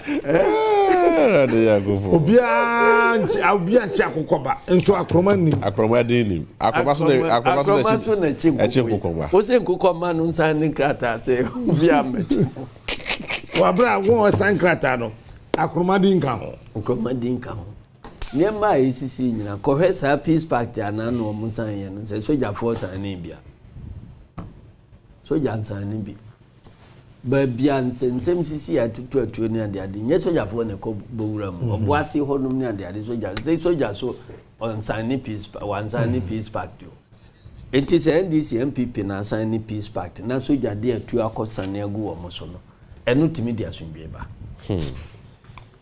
honorable Dapaah the SEC wo ho a e di soja for sisi the etete kwa se Dapaah de omo asai pinches MPP dio NDC dio electoral commission nyina she how do you solve this problem chemba to aban fofra na mo be appeal say me nye commission me nye electoral commission ntimi declare bibia for electoral commission they do ha o declare na enya ya because without these things no kwanye be fa so aya nipa no will no ebe dead no because ye ya win ye buse na collation sheets na ye the same sheets na as ye de collation center ho na yetimi proof say ha ya win na soja fo ne ayifo abeto ahye so ahyehyɛ saa ne ma nyina so na de ekoso wo ayi enkran ha ya na nra me ye home press conference on say ya bato ahyehyɛ mu no na ye wo safeguards bi wo ho a enu nti yetimi si ebuka say electoral commission entimi nwia abamu ma obia sa safeguards ni nyina na do bresu ni nyina ya say ni nyina afiri ho enti ne yetena hoi electoral commission timi wia aba edi ma obi yenya no hwe because safeguards ni nyina ni ho because pink sheet na one of the critical checks pink sheet ya yes signing no in duplicate triplicates no me and the ade nyina no because o sign here ye kan aba no polling station ye enter figures no na obia sign party agents no nyina sign near the same document no must original no no ye electoral commission for there they did actually no konu nyina ne achicha ma party agency amo ho nyina nti obia nim say mukuta the same figures eno nti muko share collation center na polling station bia copies mundi ba be share de tie bia no mo enter eto sheet so tabulation no a whole mistake betimi amba e bia electoral commission obe mention figure bia enye correct ya obi akuta na yinti obe ka say no e high wrong mo koleti ko sikura na say obi ka say total no ye different from mimi total amanya wo betimi akọ akire wo be hu say bia ebi ho a ya 39 bia ne atwe no 73 saa ne marketing saa timi transpositional errors ne ade timi ba bunyina mu betimi atena collation ho center ho aye no so transparent la ehu bia nim kalabule bia ni okay na electoral commission we de odi abane say gidi amanfo gidi e wo pink sheet mu kura wa yama e free ho because ya issue pink sheet no we are by the time we do collation center no ebedru ho no na electoral commission ebetu ma say onokuta pink sheet bia ne figures no ne the other pink sheet entirely general baby to say necessary akotesa no yi aye bugu so ye ka ho asem a place like Nsawoma Drudgery the mama no see was sad there okay then Nsawoma Drudgery question will come okay the abane say first na pink sheet no ye use no say a generic documents say bia uguso a wo fe ne kura inki bi gu ba bia na mistake bi e ba ba bia aye stationary yetimi free ho ne de foforo aba na munyina ma fele enti na any specific serial numbers ya correspond to polling station okay tama ene baumianum ko shia court 2012 na MPP for gina so din polling state pin sheets must have serial numbers na there since then and reform about pin sheets na nkasa e wo serial numbers ya and no correspond to police station the various polling station serial number no I see related to that the ye hu says ya ne say ye kwa abatwa the printing of the ballots no and no the ye taking no as security printing enti ni printing nyina political parties observe say yem preso emma yem printed there ebroso enti at least there is observation by political parties okay pin sheet no there any ajama electoral commission wo mo an ko printi wo mo ade party ni bia nkonko enti de ohu ni say ye be ko election na MPP for pin sheets duplicate pin sheets ya eshomo ho e wo the same numbers e wo de ye de koto aba no enti nipa binum timinya bi with the same serial numbers ni ade nyina electoral commission so etiminya etimi from two around enunti ye ko declare results e wo baabi ni ade ba edru baabi na chinye ba kikiri ya say we pin sheet ya say we pin sheet electoral commission ko fa ni pin sheet mra the electoral commission be produce no ube who say the same serial number and so figures ye wo mu ye different chairman enti wo a ye di pin sheet no bi amount u party a wo fia onim say manya me pin sheet nyina set obi antimi nwia mu no wo de be kwa akoduru ho no na electoral commission no kan kire say wo pin sheet no ye fake na de wo ho ni na eno ne MPP de atali ebi na am de ye attachment serve in 2020 election no ye the pin sheet ya by electoral commission ha say adenu ne glaring on the face but pin sheet am de ama ya dance ni almost say ya pronounce we yenye recollection monko court any court no delay ya edru final ye ko pink sheet ya that electoral commission timi akoyi another pink sheet figures here was so different wow and almost say ya pink sheet ya ko ho edia atowa edia ma NPC abaye almost say no ye fake enti you are removing the trust in that document ya edidi adanse no all because the appointees of electoral commission are politically exposed yedi wo mo ambase wo mo meye the bidding of the Akufo-Addo in the party and there is work to be done in many of these state institutions that they are able to restore confidence in our democracy. Okay, so the national chairman of the NDC and Edin Komo Yera Johnson Asiedu Nketia dodo na nim se friend General Mosquito me enkotwa Mine man can one. Enti amano so kan ho so okay. That's papa.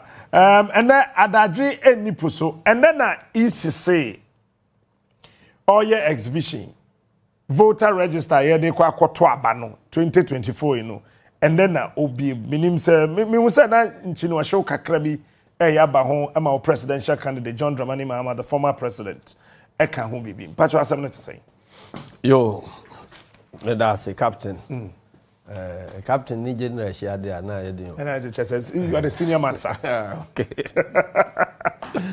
Wachia watiefo ne wahwefo nyina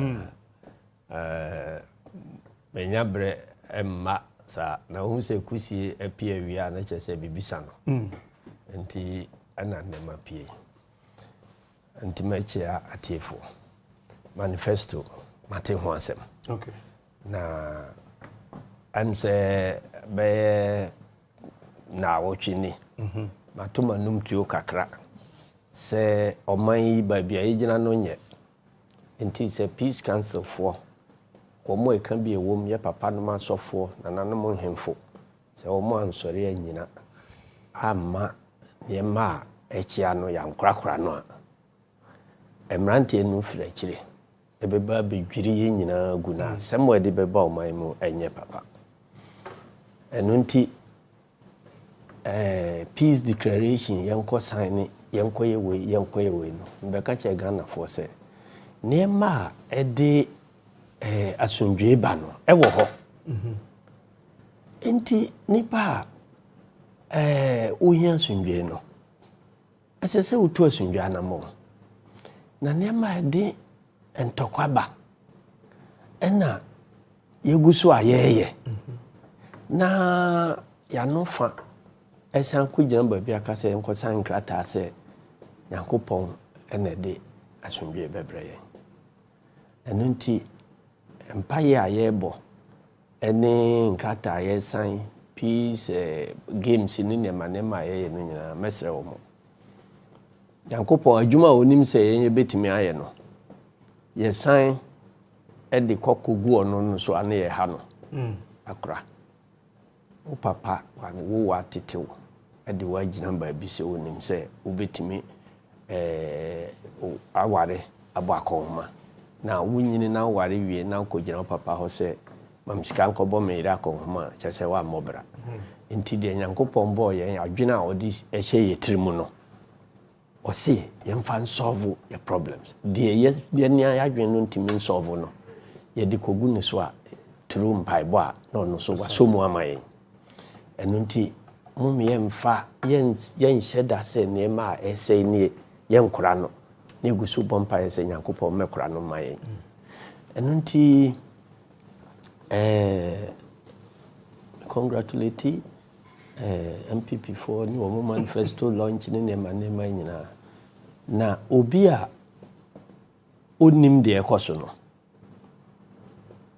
onim se de wo mo ye no wo mo mini business ya wo mo mini no enye business papa rigging business and na but me means business ni rigging business because minya ohun say ebeye bosome ni a ye voter registration and the bisi ne electoral commission intimi and resolve issues so a ewo ho a nti ebetimi agina ho akase nipa ya twere wo mudin provisional register no say na kokosi amo mekan ena wo mo boda wuro se ochena ye besha ase na yako exhibit the register no bekọ akoto dwama manfo abecheki wo mudin yen stakeholders ya se mudi register no mayen no mwana so say yemfa hard drive mra na momfa mai the hard drive ya akobe se na otwebe miensa na se 9 year da bia ye kwa akoji register na enye ready mo ntwen kakra enye ready mo ntwen kakra easy electoral commission any part do ebeto abana sese ye de ma political parties ni na sanwa bie exhibition no monsanya nkan mentimi nkasa ma MPP for ba me say NDC for o momfa mai enunti na ade a wo mfa ma yen de be na wo kwa ko exhibit de na wo ko da ho ada ho na ni nyina no akwa kosi se ankanei enro adwumadie wei wo mo she da ni electoral commission for ni aban se yenko yesa sebi de meme friend say concert show yi ajeta na se de be ya eno mo koye concert nyina mu discussions ni ne ma ni nyina media no mu nyina no ebetwe amanfo adwene akọ ebisi de o maka no ye nokre o betimi aye ebisi ye nye nokre o mu ntimi nye ne ade na major exercise no a ede asundwe beba o man no mu a ehya ase e kina na eho aka de nyina ye nyanye no obi anya ho kwan enka ho asem ajeta okay enunti no I am saying say peace council for your papa no man so for I wo man mu National House of Chiefs for any one more can be a bamu nyina no esre wo mo ne abanya binka na yen kan kire electoral commission say china exercise ya ekoso no wo muntu nhye na yen sanka akande a ye de be ye exercise na ma na ye meaningful because unim yen kan bin shemu na ye ko dictate say electoral commission for say na ma bi ayira eno kra wo mom ye no besinne mimi gitumu say mfidi a de twere din no o ma hyeda na de akosie ba bi say ye de be fa kwati kwan so atwere nipa o mom fata din de abegum enu nti da bia ye kan say registration kit amosi ayira yi say ya je wo achinya besinne eduru ba bi me press wo mo say wo mo arrest nipa kora wo mo me aboafo ne mpanifo a na wotwe na mini hani na no wo hwe machima me titu ye medofo pa me ofa aw ha be wa ha na ye be bon komo ade ba kon ye me de woni ho ne se etoda me ton safre no na ye putupuru enra na me catch producer so friend wo fama me na yehu de ebe ye ho so captain yen na chem so of da bia na kire yen ye kone ne ya se de be ya bibia betimi atutum fine dear my was no problem meba and then he's here this morning with us of akwaba inshallah bibia boko de bibia okay if you subo call bibia ti ye da se ye to safro putupuru pe na waba inshallah ayanan enda form se unka bi nhye na fe ye fro sebra waba fine na we de enche ho kura no wadaroma ho bigidi ye se wate be wan se ye kum police ni wa chance mejo mahama den ya butu ni ase ase ekumkum no esrada eko watifia kwani mu chen ye mo chance Ghana na se na nete David na ye den ye beduru hayi okay captain me da se ni TFM say my best studio is about program such a kakra but then I'm always happy to be home and also to be with you even though say it was a very short notice but I'm ever ready when it's for the call. And I came because of the topic I already said you wanted to discuss. And this is a topic I've made mention and I've been speaking about it in two kind. I thought say it was on the right address. And he said, Ghanaians na ain't taking notice of it. And yet na Ghana, before it was not like that. And then before, not the awareness was not there because there was no media platform and the news. We say it take time. Every do baby, na Ghana crown, you can't go to studio. Now you need media houses. Say what they must start here. Even impediments at that time now. The obitima can the untiminka. And it is the awareness that was not there. But if you date it from the last 15 to 20 years, especially and notably from 2007, 2008 coming, and then preceding that was 1999, 2000, before President Kufuor Ebeba power. Okay, say over 20-something women were murdered in Ghana. Yentima nyu obi anchino. Yebinya obi se Kwansa, also ndi kumano, under Jerry Rawlings. Where does that Kwansa or jail and no ni jail? That story hangs in the balance. That was the beginning. But some of us repeat here, one of you. Me say, Ghana, they come no ho. But the awareness, and I know because of the media homes. That's right. Name him notably in 1999, a year before, say President Rawlings Ibekono, Ghanaian women were killed. Emane be international issue. That's right. Dansuma Nkwan registered about 8 to 9 bodies. The system was that Obadaha near the panty attorney, excuse me, near the condom attorney. Because see, Rawlings now Krum Keta, Adabraka, Glen Soho, bodies were distributed all over. Emani creating President Kufuor Bayano. Then we saw say a clamp down on society and Twitter. Name there was a person at Jerry's regime arrested and near friend one Kwansa. Self say one no. That's right. As to whether Kwansa is in Ghanaian jail or not. What happened to Kwansa's trial? Because at that time, some of us knew, and some of us had the discussions with Jerry about 3 years or 2 years before he passed on, that upon his security, he could not tell the baby cry, na ikumni friba. And then upon his security, he realized that he couldn't even get any family that came forward to claim says somebody were here there.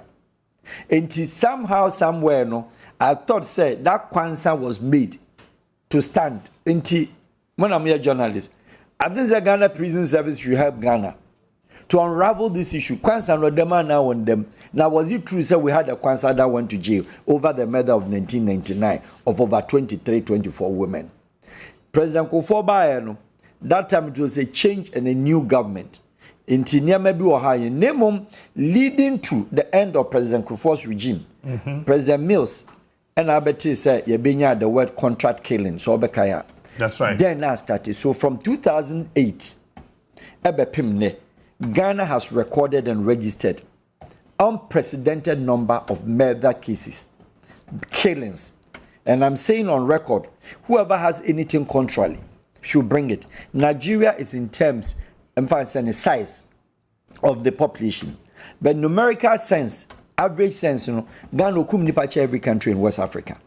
Nigeria in terms of numbers, country nation, but say country will kum nipa on daily basis. Ghana is number 1 in the whole of Africa. The whole of Africa. Ghana, we South Africa there a crime based, and the country are all kuntokwa. Okay. Not a country that is at war. And also all uprising, insurgency, Al-Qaeda, all operations, IFA military operations, South Sudan, Eritrea, any Ethiopia, any those that is not what it is. Somalia, Somaliland, any Sudan, okay. Yeka normal individual single killings, unresolved and mysterious killings are what Attorney General Department say. So the one they documented Krababetoa. On check the records, how many people have been killed? Are files sent by police, their common attorney general for advice at MIA. Any number of murder cases are what Ghana judiciary services in the hands of court before court are unresolved. Any dear ones are African police prepared docket for advice, yen check it from 2008. Meaning say Ghana you come every day, chair or might be our Africa. You can read on even on your Ghana web every day. Who's a knife? Na moja wa hua. Count to. Ema you kumomo kumomo out of stupid jealousy reasons. Will be out of jealousy. Wakum. If we cry there west with farmer who read it, farmer butchered wife, farmer butchered son, farmer butchered son. Many of them. What about witchcraft related? Obi fa ba no aboa brewa bia no akuno krum ha is part of it or before several of them. Now it becomes notable, it becomes prominent. Say soldier new share uniform, military share uniform, and then a story never. But indeed, you could see obi could see nurse ni life our mankasim. Okay. Some of this that time can say the person in the onen here won't me for the first time. Lo and behold, true to the word, you know, try say check, you know, they've done some before, but even with that, you know, the investigation in Ghana, we lack and we are short of investigation processes. We know information gathering, but processing of information, that is the country's problem. In Ghana, we be a kumwa, no one yakov free, because a ban judiciary now, soldier near will create you, now on duty. Police knew create your duty. Now only obi exchange in the case of armed robbery, gunfire to gunfire. Ya chini wia, timi chini wia. No police now the Naban police station. Now I bet your docket is a suspect. Are you stupid? One way exchange. I'm a wakum police in what shoot to police ni. Oba no so a suspect. Oba now old police docket. Uko redia suspect. Now they are come attorney general. Now the Commander Attorney General, they were suspected, they are saying they wait for advice. So Ghana problem has to do with the judicial and the terminology, any investigation gathering as against investigation processes by the police. Enti Kroman will be kumobia unsuru. Because will be timi kumobi. Now I can't say I'm here. Yamani 2 days not settle with police cells or back quarter or senior no. Then we have lawyers. Human rights activists, no matter court. But then we are going to compare countries upon countries. Why I may justify say Ghana kumni peche baby. A country like Senegal, or one record or two, no more than 3 murder cases a year. Senegal, African country, no more than 2 to 3 murders a year. Senegal will be kumobia. The longest time I will be timenyano no. 10 hours. The person is arrested. 10 hours. The longest. Oh, Senegal. Monko fresh Senegalese embassy Musa Senegal will be kumobi take how many hours? The longest 10 hours you betcho. And your island is so. 10 hours. A case like Côte d'Ivoire, where a war reached. How many times and I bet it's a Côte d'Ivoire there is newspaper say as you we kumwe or badi or beat him to a gun or to tongue knife. And then can't tell was a yim. No, they are shit. A crime, a crane. Is that also not a murder? Nipa timi gange no ma police no ma kuno. Nipa timi gange no ma ko police station no ma ko lash wo. Nipa gange no ma society ni kuno. These are the prominent ones because they are uniform men and women. But yanka the ones now is villages any encline if a tenant landlord a cum tenant the person is subject to bail or a suspect. Meanwhile, we admit this one a year across board. Until from 2008 dating back to today, no, Ghana police record. That's home the barber to her. Almost the profile of the murder cases in the country. Yes, good number of them. No, because you need information processing. Until they can process to find out. Oma yes, see undocumented. Farms. Any nkofo fie, any nipom kunkum basabasano. And no the nipani ira. Then let's go and pick your daily graphic. Times, Delegate, pages and say missing. How many Ghanaians, especially the young girls between the ages of 16 up to 21 today, you can talk more than 2,000. Missing. The last time we saw her, she was wearing red and blue. Of course, red and blue, no for how many years? Obi may say Rhapsodies, a young girl, Jennifer, who went somehow even in my school, my beauty school I had at the time. Okoira Rhapsodies. For one good man, Messi who know Biokuno, our young girl of 21 will make to Mutowi. Up to today, Attorney General docket. And Captain, Nipa Ghana kum on daily basis. Yet this is a country on Friday. Every mosque registered about 70% of the total population of Muslims. On Sunday, churches across board are registered more than 90% of Christian folk in the churches. And in the country, now the strongness of the two religious bodies. You can predominantly say Ghana is one of the religious countries. But your religion, any religious ethics in we are fake. Both Islam, we are fake. Both Islam and the Christian, your habits. We are fake. We are fake. Kai. Ajita. Our habits are fake. There's a difference between faith, spirituality, and then worshiping.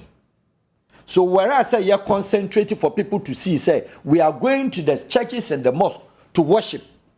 How does it relate to our faith?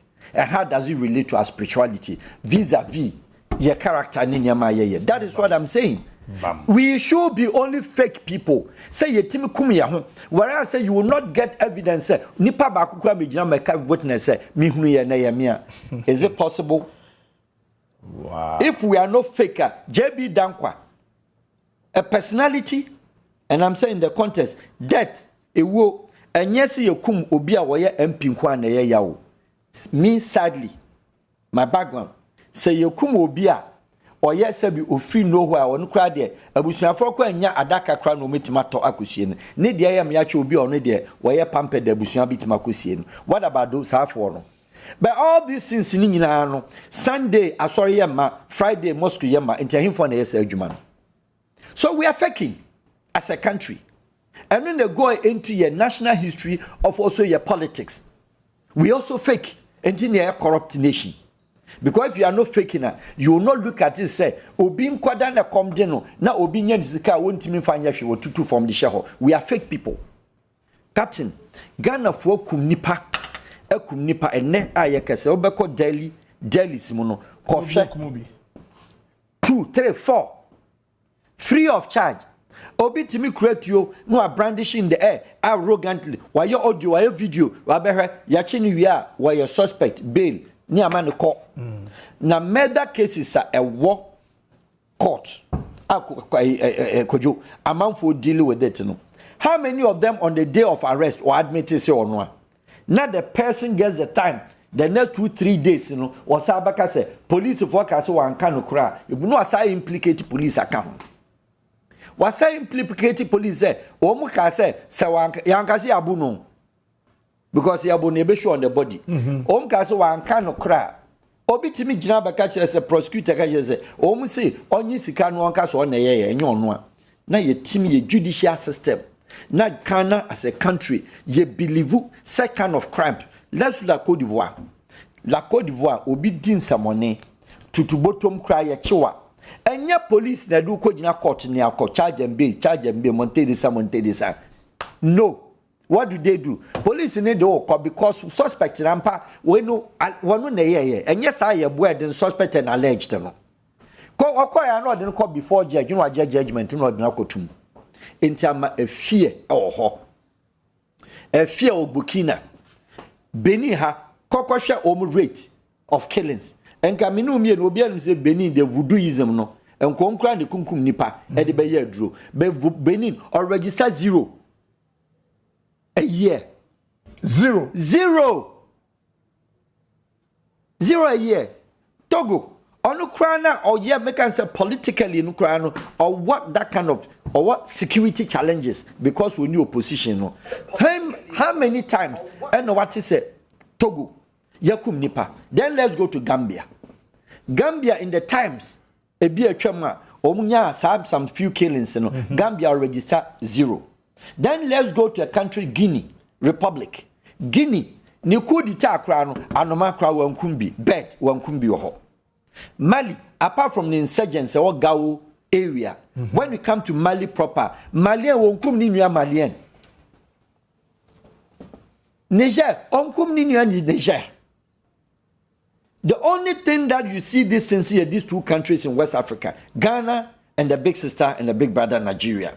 There was man. But if you bring the comparisons and you have to compare the two, Nigeria over 200 to 300 million population, so it's relative to certain crimes to be a cause. Okay. What about Yenya Christian Judicial Council, Ghana, pampered country of the West African region, Switzerland of West Africa, the religious body, the Israel and Mecca of West Africa, Jerusalem and Mecca, Jeddah of West Africa. Every day you kum nipa, every day yanchi obi kum nipa arrogantly, with impunity and disrespect. Now, Sir Captain, there were 2 terms that is killing the Ghanaians. Yankasa judicial ethics, any the moral justice, say alleged and then suspect. About the issue. You timi gina ho na wo police ni wo ko guide what bank nature wada anaso je tu ni abefa ni yakum no na ne yonko police ni yakoki akohant ni ache no oba no abetwe suspect na say ni pansa be gina ka che se enyo no na yeye after 1 week na mo sa police ni e de na kwa akoto ye de say ni panako nsanwam remand na officer otini baby innocently otini baby oni na say you should seek a prosecute your friends CID for no or the seek a kofa a prisoner not the number court or the number court. What kind of a joke is this? Now Ghana is not Colombia. Tamil rebels of Sri Lanka, Ghana is not like that. Nanka ha kronfono, may God forbid, Omi and Samania, or no prison or phone. They communicate with their people. Now police, you receiving the police CIDs. Charlie, I know Masamaya who. Oh! Police reform once it do baby. Oh, Masamaya who cry just like that. Is that what we don't know or say deliberately? We don't care because one, Ghana government should tell me the insurance or Ghana police. No, not one. Now such a country, win insurance mano, on insurance a cover nere, on insurance a cover neba. Oh, we are ada wunu why a corporal na de na what promote to the sergeant. Where wunu? Where wunu? Oh, okay. One year too. Why inspector do be wunu be chief inspector. Na ne across our struggle and send the entertainment man. So the people now with this kind of character no, have nothing to do with say so a uniform no kwa dey so pen die. O che uniform no kwa dey say ne ba so come middle class school. O che uniform no kwa dey one train no ma meche pension no abetra police headquarters abesan lie abegent abeje even common letter administrative process crime wo police ni bi na woye ex commissioner woye deputy commissioner of police retired who got two omo na hwe ni chair excuse me I'm emotional on this matter who got to ni chelo wati and the belt and the shirt our worship country to the extent of deputy commissioner of police now obako na small boy sergeant bi to ho small boy corporate bit they don't care about the oil in Uriase or by common letter crowd their cofali insurance and etc. Ne senate buano because there is no respect. And this one nina ka ho na ma se obi wu na se police ni o investigate na so onye do bi a osuro nyame na se family and whoever the suspect the alleged and the suspect no efa chira papa the corrupt justice system. And no when the case is also before court and also a problem ni wo. How do you put on trial in the case scenario of the Mankesim case? What is uncle from the Iguso court? I'm confirm I clerk as an uncle. Yes, one mum cum a gun is here. Me mammy Fieni, Clark Fieni.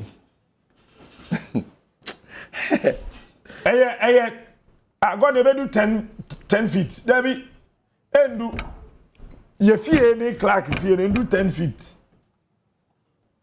Could you over?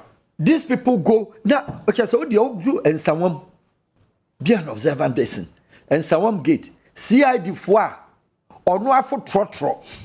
Ebe fe nipa, edi traffic him, edi handcuff, a good suspect, or a murder, double murder, triple murder. Wakum ni patre no de na bansa wom no anya wom ka Black Maria na amfana ntema amfana nkwa owia na judge also possible onim de na bakoni say adjournment adjournment no ordinatum no no say hwehwe kwan epe no yonko police no kura car oman lift into such a country obi kumini po obesu oh acha now brings to the issue of sojourner Captain Mamom Kuno. Fine. Sure, how many years that it took even the judgment? What for? Omudam remand no ede na onya ho. Nipa no machuomu my investigation omu so omu ya no maye. Police investigation because the processing is the rough just a delay tactics and that's wrong. Na se matimanya omu dia captain. Then I take it such a long time before even judgment after 8 years. Now this a family no. And then no so ye. It is not a matter say captain Baba back, but the family want to see justice. That's it. Which they are not getting. And yeah, no come. JB Dankwa family are they there? They are there. They are there. When they call the case, the sister be our attorney are there. Every day obekwa kokko court say, or she said then cry na yama no. Now so kokko for 8 good years. 9 years kwajo so bebre obetwa so enti edem pa na country no ye pe se the Quran ene de be ye law so ana se the Bible ene de be ye law so then you know say nipa no kum obi na say the Bible ye biema ya bo mpa ya ama no say ye mfa ne bo ne nche ne ye ama no kofi say Quran so na Sharia ne de be ya de be ni because either that no I don't get this in right. Ashaman case share, like I said in one of my interviews, say, and then pan be so easy, say, a soldier boy, a young man, or name the baby, so quiet there, not in a neighborhood in a shallow road, a year if fear in a trap near Tima one sekai, and you two near the bonnet, I want second. Because you're not, I go crouching now, Chan Minasusun. Aye, nap, I can't do nipa. Like I said, no shout, no scream. Boy, na ye did. Near Tima Kune de Nato, blooded until so we. Now the next day, the neighborhood, Obia Babashe, or she uniform, and Tiakun Obia anti. Therefore, the country we are faking because say, Obitie, military release press, you say, what information fabricate today, Obia Fanko. But the same Sunday, no Saturday, in the case, in the Sunday, sorry, Emma. Obi obi a man especially obi niema no to asori nyom owi a hatan niema panties akese towels atete ne niema owi a no kwa asori onim de asi people want just information to testify say they to papa nini na nipa we na ye it is covered. Now let's go back to our farms, and I'm referring to the land guards any nipa omokum omasi omukrum ha. Wager SEC, go and ask the landlords. Abranya cemetery. Obi osi down wager biano. Excavation utuni more than 30. That's right. Bawe, not in isolation. Islegon, not in isolation. Nipa bebia enye designated cemetery. Nipa nkofwe siomu bush. So there is something wrong with information and I say investigation processing. Intelligence process will have a problem. Now, when you know, people are doing it because when you say, then I'm saying, say, country Senegal, you can't kill anybody because the country is self-controlled. By one, the religious bodies, and by two, by the fact, say, Omujitum say, we ni power, I am a bonnekrana, men fanche, and I'm in see. Now, when the law also cut up with you, then when you say, what problem? Oh, Senegal. Yes. What about la Côte d'Ivoire? Obi daho yepugon. Dadia boni nine. Chene nane dadia ni inati. Lawyer bien no abijima catches because nipan ye chain or crime nimu. How was Ivorian? How were they able to stop bandit? Okay. In the 90s. That's right. Côte d'Ivoire bandits. They stormed bank. So they made a law. Aya Laurent Gbagbo ya. Says obi tu obi botom. Now so obi robbery na China. Bonitio na budget 300,000 CFA. Laurent Gbagbo na yes no. That was the end of Côte d'Ivoire bandit. Either than that, hardcore bandit. It was initiated in La Côte d'Ivoire. Because a certain law must happen. Somebody must see, instrumentally, judgmentally, somebody is put before the law, and the processes of prolonging the case, Obama prosecutors so I free. Ghana prosecutor, massa, or starting case, you know, or mom started says you don't prosecution, don't call retirement. Until the new prosecutor that comes on the case has to start afresh. Only Munso. Oh, who docket in be Peggy in be ira. Murder cases are docket ira or Ghana courts. And also, Murder cases are dockets ira. Because your cover prosecutor no every different district near the number. Bungurugu yo no abanka. Near the number, ya near the docket number no. Onim district na eka ho asem onim town no afi no also best start into the whole thing no completely bastardized. Now Kwadwo, you have how many years of independence, post independence? 60s, eh? 67. You have 70 nancy. What I say? I mean sure there. Country way ya bon. What say? Ya bon. Square. Oh, now they can quote me. Say Debbie Ghana bon. I'm very organic when it comes to matters of Ghana. It's in our friend political program, but when you call me any program on national issues, program on Africa, on international scale, I'll be there. I don't do politics. And he said, 67 years of independence. Till today, yenim nyansa to the sense why the whites have been able to control their country, no? And yet any superstition supersonic method be omusu and then yes high intelligence be awomu. They did a noble thing established and created by the Germans. So in bibi baby awo no ye police ni no ya wo to ye no ekrom ho Kwadwo wo area ukrom ya do ko ha bad boy be awo na woni ni so bia woni baby wote. That's right. And I woni no. That's simple. Entian ko fa Kwadwo Captain Smart Ghana police na police system say ye pese ye nya balance ni ade wakwa to voter. 1 on take kasano. 2 you don't know the people. 3 you don't understand the cultural settings. 4 the traditional settings won tiase. The BBC na person ye bias you might as well be biased more than obi ofi. That's right. So what is the German approach? The German approach is more police for we farm ha. You're from Thanos Kumasi, and I see you from Abeka, and now you're Dabraka boy. Young Peku, so you're Dabraka boy police. You said, do come Makangu. Besabaha. Dabraka. So when there is a place here, Dabraka, we smokers are. The Nibabia. And it's a Nipa near Kunkumo Madabraka. Now what it tells bad on your face. We are DCOP, and now you're district commander. Young Kofa district commander will free frafra. Tongo Emfanima may district as because ye pepe for no yet nimanti yempe Islamic and a Muslim name Nyamfanima Tinima no fa inspector no nima born and bred at Numa Onim Tokrobiam Fan Wanima Fan Medina ye zongo for no yani atisi zongo no yen yetiti zongo no yani si anim ya ho. Se wo ba fra bonten ba be che ne ya take cover but say obi a ono ya district commander ne ti ho e no nima crime ni si a on tell man adwuma ngu o e no no am before so kwa akoda ne a chen say excuse me using the word gariba na ya na say say do na ya. Do you get it? And no na British EUSU. The Holland that has the most efficient police in the world. They don't travel out of 10 kilometers out of your way. See a recruiting or a Dutch police. Now the catchment area and the jurisdiction and in hometown about 10 kilometers.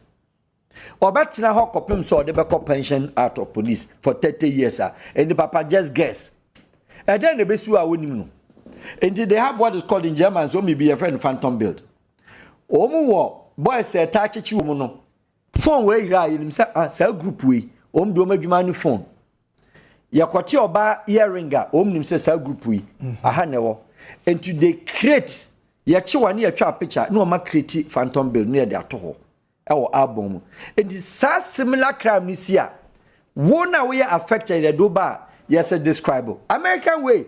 Look at how America within say crime base you New York kakake kojo de oba ho na obo ho no ya sketch ya hood obi a hood any sketch e den yetim hu ni koche no be ye koche no because say you want to build a picture a design because the police for na yes adwuma omni na na ho and is any pen to describe say no asi ntase ni show that he say on the height to say no they zoom in they are not going to look for a short person if they know say any panic say why 1.6 meters. Am I making sense here? You're making sense. It is a 67 years of independence. Now your policing system 1844 training what is the mission? Near policing system and to me crime a sonte because a young can say need equipment and it is not true. It is not true. Yes, that challenges is there. America could need full equipment for police. Germany only full equipment for police, but the criminals are always ahead of them. But they're able to arrest. They're able to say, to me check case ba prosecute. When the prosecution, you have a problem to pressure and to prosecutor. So because prosecutor the man will keep it on hold, no, it's not glasses and cry with you. School fees or problem or that's what cotton and cement. That's right. It's the case in prosecutor was starting case affair. Gigi, let I know. I don't do post bail.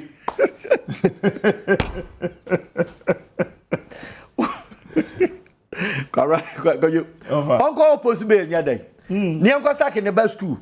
Is it crazy? No. On yet. I didn't put MTT near watch you.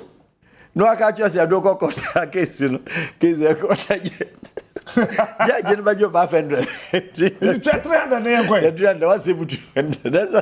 That's all the man. Do you understand me? The system. Because no one will cry the next court, no. It does a court in Kujano. And I'm fan of Conos and all I know is I had 300. What you say? Into bien far now, fashion. Oh, yes, I know. Na ne mason around. Oh, yes, I know. Na ne carpenter so etidua biase. Nti no panan ogigi ya no de amano or de akoto na yi why free. It is not only na corrupt. Your system had made him corrupt. Your system is telling him say bibi tuna oni insurance. Bibi tuna or problem.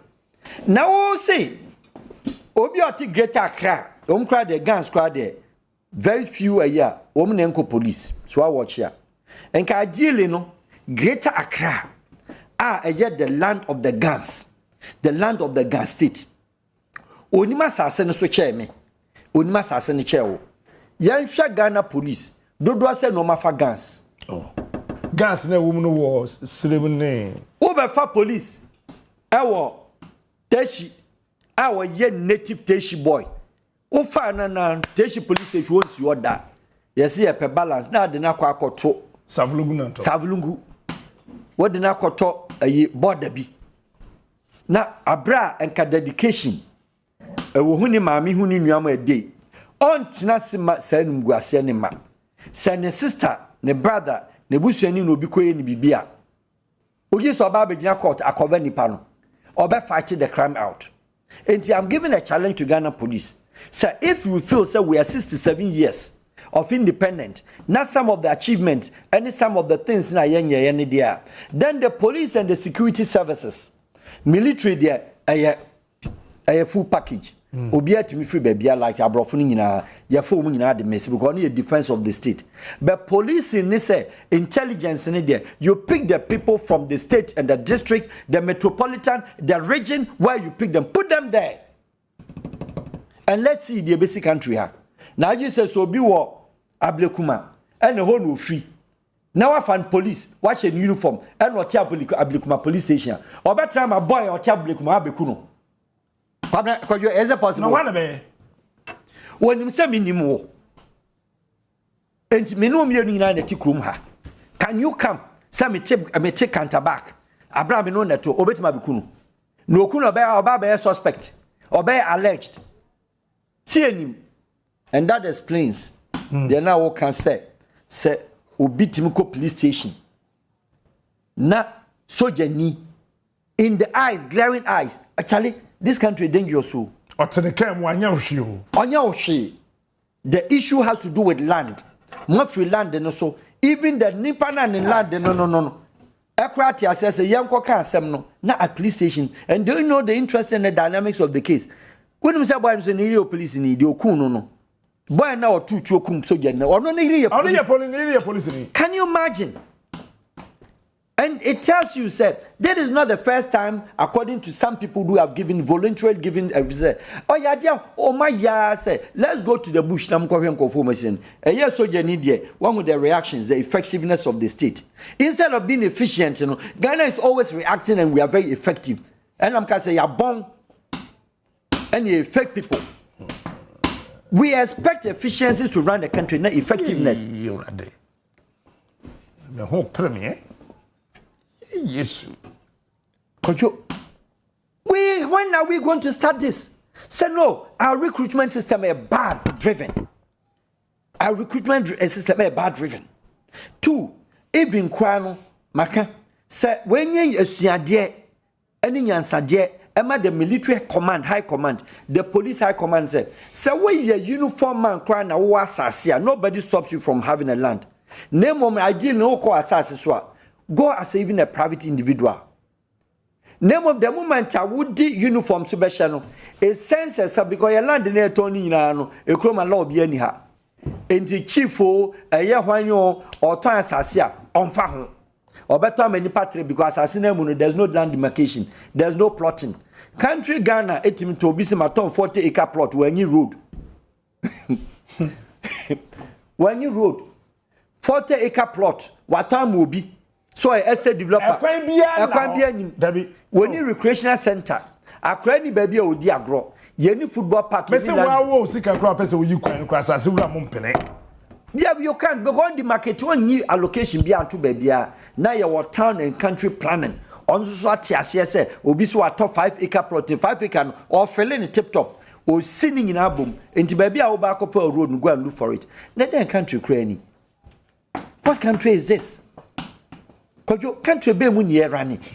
What are we? It just said we will reverse the entry. Police have to change their recruitment system. Politicians will not allow them because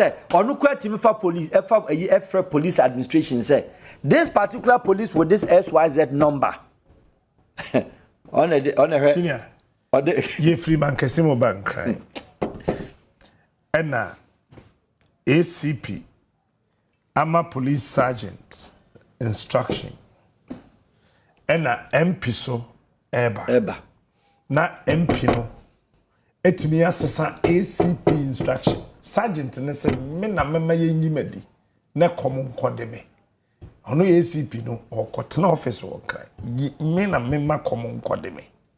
Ti politician itimi overturning ACP instruction or the eja. Our checkpoint. And I've mentioned it severally. Sir, so I call na European police. Who are you? And I'm calling the countries of the Nordic, the 5 Nordic states. Denmark, Norway, Sweden, Iceland, and Finland. Papa? Sweden in Norway police chiwa. Pasa? Who your politician no crown? I never you said driver, air driver, or sell crew. You have a problem. Meaning, say, confer government transport, who are first if in a week, I don't know where you may use. Now, confer government transport, there are problems, sir. Ebia, commuters you go through, you cannot contribute on the floor of parliament. Say Norway minister now, but now the only person with one bodyguard in Norway is only the prime minister, one bodyguard. In 1994, Almighty Helmut Coup. German stewards, one of the most popular, best and long-serving German Prime Minister, Bundeskanzler. And Owenifie, that time the capital was not in Berlin, it was in Bonn, Cologne. And I started there one Kwajuma, and on the pipe best year. On any Abrewa, Nensio Tugu. And then the security police officer at the gate. And I cocran and Sensio. They are calling for services at Ominyamai, but don't mention it too. A police officer and so my catch and said, that is not mine of Gabe. It is not my duty. Why? Police didn't catch that. Helmut Kohl. Would have transcended former President Kufuor. Then if you pie. Now, there is a Kufuor sense you. na wafre Sedu na Sedu akache say kufo enya me duty sisa wo no yere mo sisa mo zo then I be ready. Oh, the was the uniform number be ransa near you. Eh? Pasa. Could you over incident this year which I was involved? Eh? One night to be. I won't give you details. A bit tricky. And the other car nam. The name painful will Krumha. High profile personality to Krumha, you'll be shocked. And I was the one driving the car. I was rich, have baby and another office one. Night around 12 o'clock. My car at that time was not registered. When I mention the year, the people will know. So I'm not mentioning the year until I leave you to think. I know. We will think. What I said. And a police, respectfully, pick up. The inspector and the meet my bundu or retirement meet my bundu, the chief inspector Dako. Very handsome, nice man. Chief inspector Dako, good morning. No, on a chain. I'm saying this because when the police move you, and not chain. See and register a car in a dinner manager. In Tianya Dane. Yamian Fakano goes to police station and packet. Many personalities trip in the ticket anymore. And the backward team. Sorry, do you know who we are? Do you know Papa and say Baba? Martina Cross were for just 30 years. I got me 3 years. Me 2 years. Me got a shop in my bedroom crying. My trust station back home. Me the Majuma na me ye media. Enyam ngwa biom. Me ma Kumasi Cross station were crossing for 30 years. And he achem. Yes, so police station. Baby a corner. Ade sign. Ade asantu. O me yenko. O se there be yen pack car near don yon che yen. Ye anya ye loss. O can't ni pass afọ no. And they come say, "Mwana mayam law." Na mom say mom yaso nya kwanya adwuma na offices. Mon ko pack car de chama be fam kan to kwa Hey ge. Na ba ko kan ho no. Afre police high authority. Na police radio. Car number this and this at home radio na alpha. Immediately Loma police headquarters. Papa say every arrest is arrest. Onko. Ojina yen chen ida say the car no be ko. Ana say one dey na che say yen call na nipa bi originate call high command no the pressure ato no so say oni ni team ni ntuma police quarters to enable us to go. Papa no say ompene Inspector Dako. Yes, also watch here ni there watch here. Every arrest is arrest. Every arrest is arrest. In 20 say issue Kojo sad sorry na make a show no. Hey, 2 hours near dejina papa no. If you watch the hear me be no.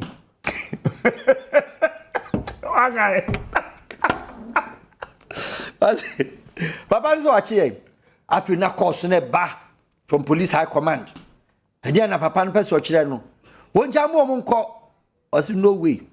To when na me share driver na or driver car so team. And we see eh. Na boy no so Dapaah police station. He's in the police service in Jimmy Monidin. Obaya no hum no alaji. Na me say dey. No so inspector we there ya den nama we difficult to skakro bia maybe because what you no salaji said the papa ni say and I me catch and say me ni nipa say ni say kojo and ye tika animu I said it say ye ni me nipa we say na tika animu and I say say am say ane and no fa kire no hu say eh and papa so on tia say papa no so on tia say and it's an etia o ko gina nanim na mintuka ani nwane eyesa akwan be me ya crown na papa we pass wa che no kojo I respected that police officer. I respected him to the core. Ochewu or say wachi yen enti the sorry ne say ye dwane ye mituka ni dwane ye abra sampa ifo ni tim ye kono na panyin bia panyifo ni bia o mu say no police ni way ye nti ase ye be yinadi oh now high command so call ne ba ye see a free house no be da bia nti ase.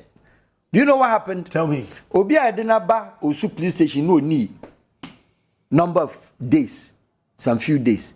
Within a short time, that day na omu omo in events omo circular you know omo edikono omo messages no abase a transfer no anopana ka omo de ne esako back the next police Black Maria ni mu bi de ne kokra abra ne makra ku school anopano and I'm saying man no way koyo the story was sweet but penina no ka ho no say na Ghana police for United say this country will be better.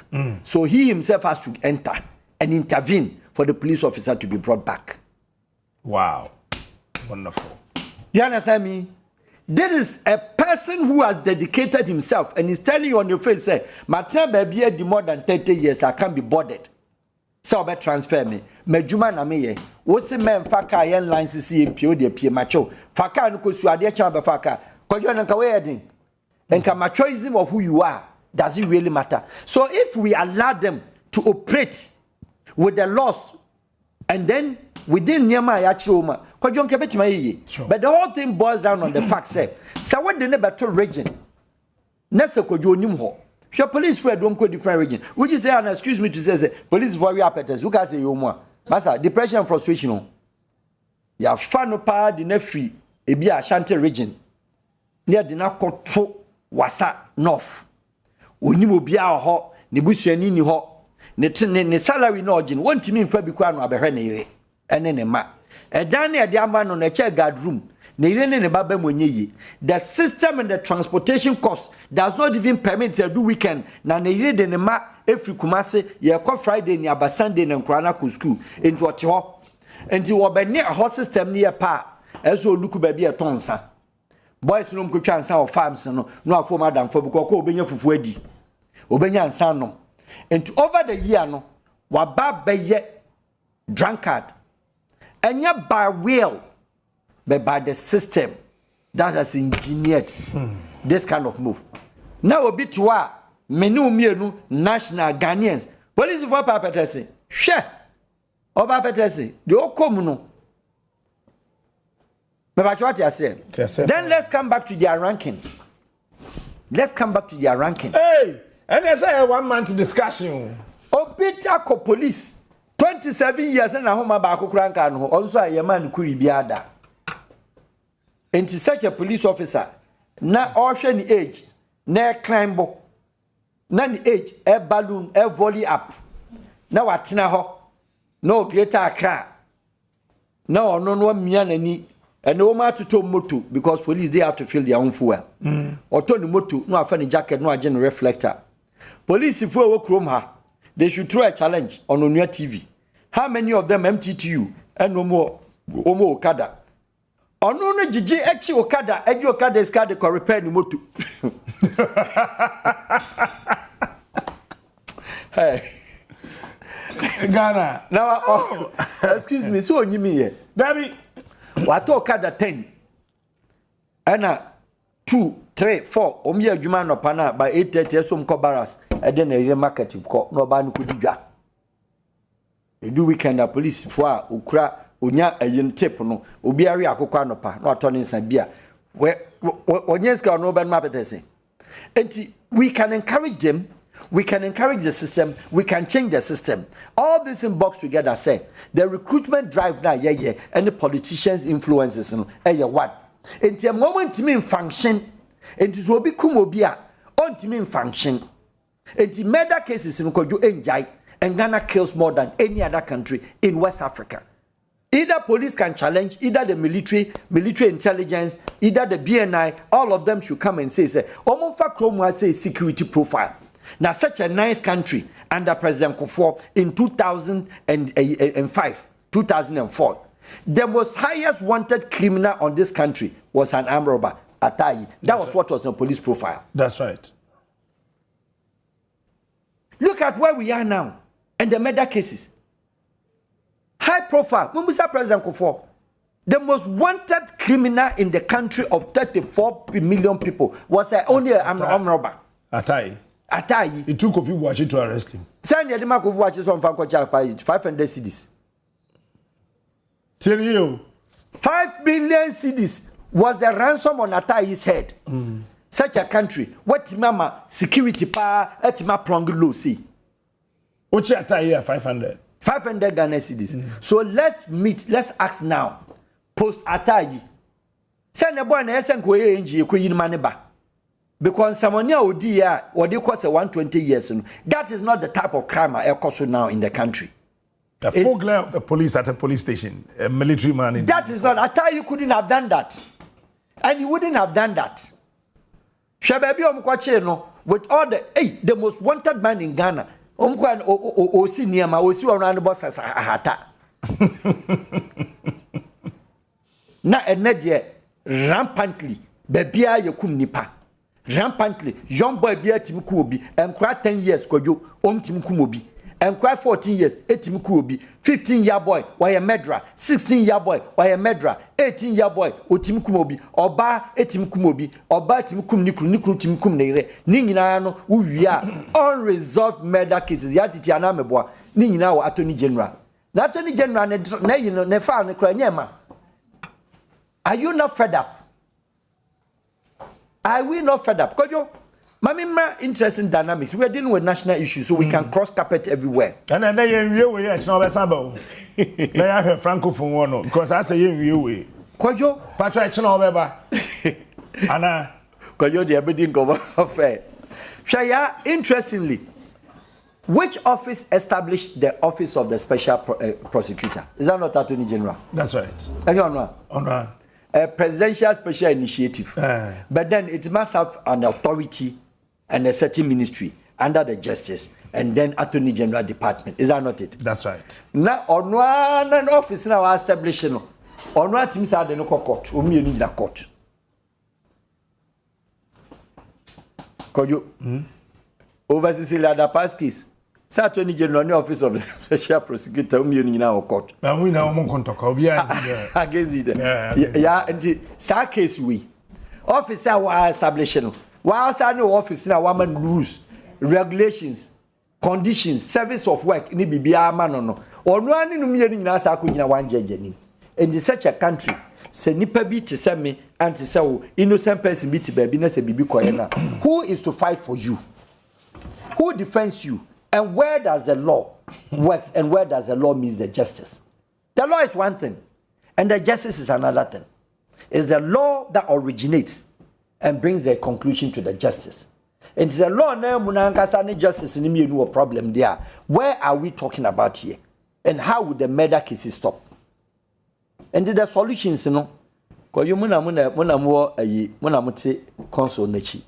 The police must, without delay, almost stop recruitment, any postings, Say, if it is not too late it is not. Any country beyond person obesity the natures were born. Meaning, say, member with that within a matter of time, Say, now, the new police recruitment, yen try this system. First, you see, I didn't send Chroma. That was what the British did to you. The British did that commonsensically. Meaning, say, no person went to Chroma. Who was here to but my children almost you to my fight you. That was the clever thing the British did. Until Chroma the police. Do you understand me? And now, how police do good barracks? Now the barracks said these were the people I need training how to shoot. And the British and person better any guns, no. And the Mountain Barracks, now PR, British police need security. While she so unfair to PA. And it's only a police barracks. 67 years down the line. We are still a police. Still, I also pursue a police barracks. Now say yatiti tiengo ni fear. Where is the police officer?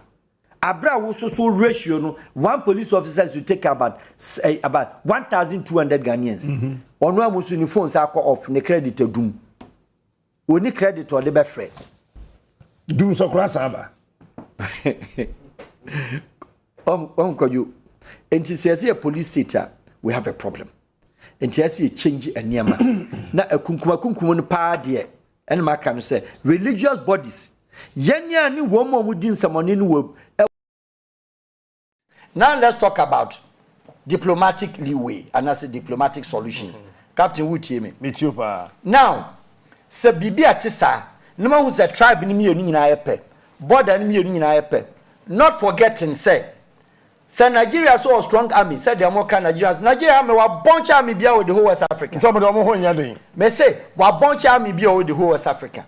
Why? Because Mustafa mo any Muhammad Yusuf o me ankra o Karatu boys are no Mali under the age of 24-25 Abeto organization extremist group you're from Boko Haram. Western education is a crime. And their propagation was that the whole Nigeria yampeso obi abeko school obi anko sua makaranta onsia atre onim say anya possibility from extremist group omo kate ede Nigeria for army emra omo chichibori girls ndom kogu nwirem no omdom kogu Adamawa province omni Cameroon border eni Njamina forest ni mo ho enti from Gongola belt no eho no makipu omo ena Nigeria for year unim say dom siom gigiri omo kwa rescue omo ena nkofo no bi enclave omo begura mu no omo sarandu omo papa omo finishing Nigeria amina ko ho nyina ena Nigeria for out of stress omo frɛ Cameroon special forces ele betime engage boys no e ma na atafo no kura bi dwane ye no kum soldiers nefa. Oh, these soldiers who Tinubu rely on Nigerian soldiers. Now, won't Jane say, excuse me to say, without any reservations, said Nigeria army no Hausa for boys in the dorsal. Now, Hausa for boys in our duomoko, as one cokum in your Hausa.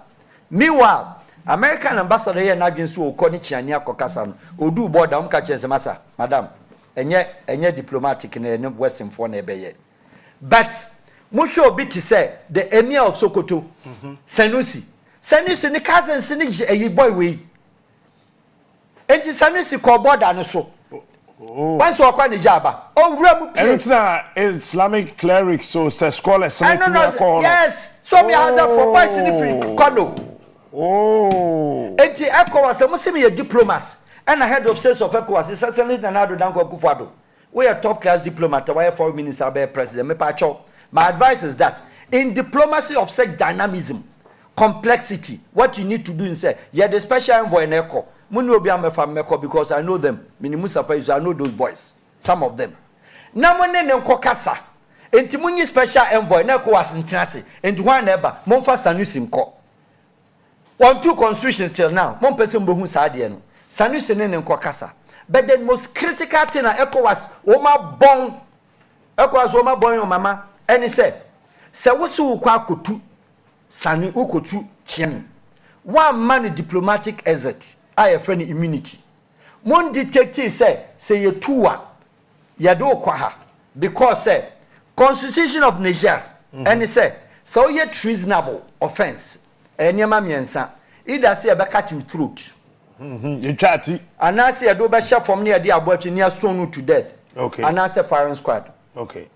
Mbajo what I say that's yes omu ye ayibi manasari bi omu kunu ya and the treason charges are to Bazoon, Bazoon, yes, so on quite one much on don't true be only near to the man. Name of no Chiani no. Some so on return power and farmer Bazuna. Like I said, what break is certain republic, on soon break is certain republic. Okay. But as long as why you cool need here, treasonable offense than neck. And to also handle power. Crazily enough, say minimum crap power. Men some farmer Bazoon. Or the man we are on 19 drew her. Now the treasonable offense in that to so much watching your trinity. And the diplomacy has to say, Muni special envoy, no can negotiate to exit. On can negotiate, baby, a country or pay, or so okay, Burkina, me say for her, meet my room. Okay, meet my Cotra Guinea, and I say meet my Cotra your friend Mali. More man is had diplomatic options, no. More man immunity, and a more man exit immunity. And it's someone so handle power or handle power here. Who is Chiani in Niger? Or face death. Only the squad doing number 2 be a Trinity.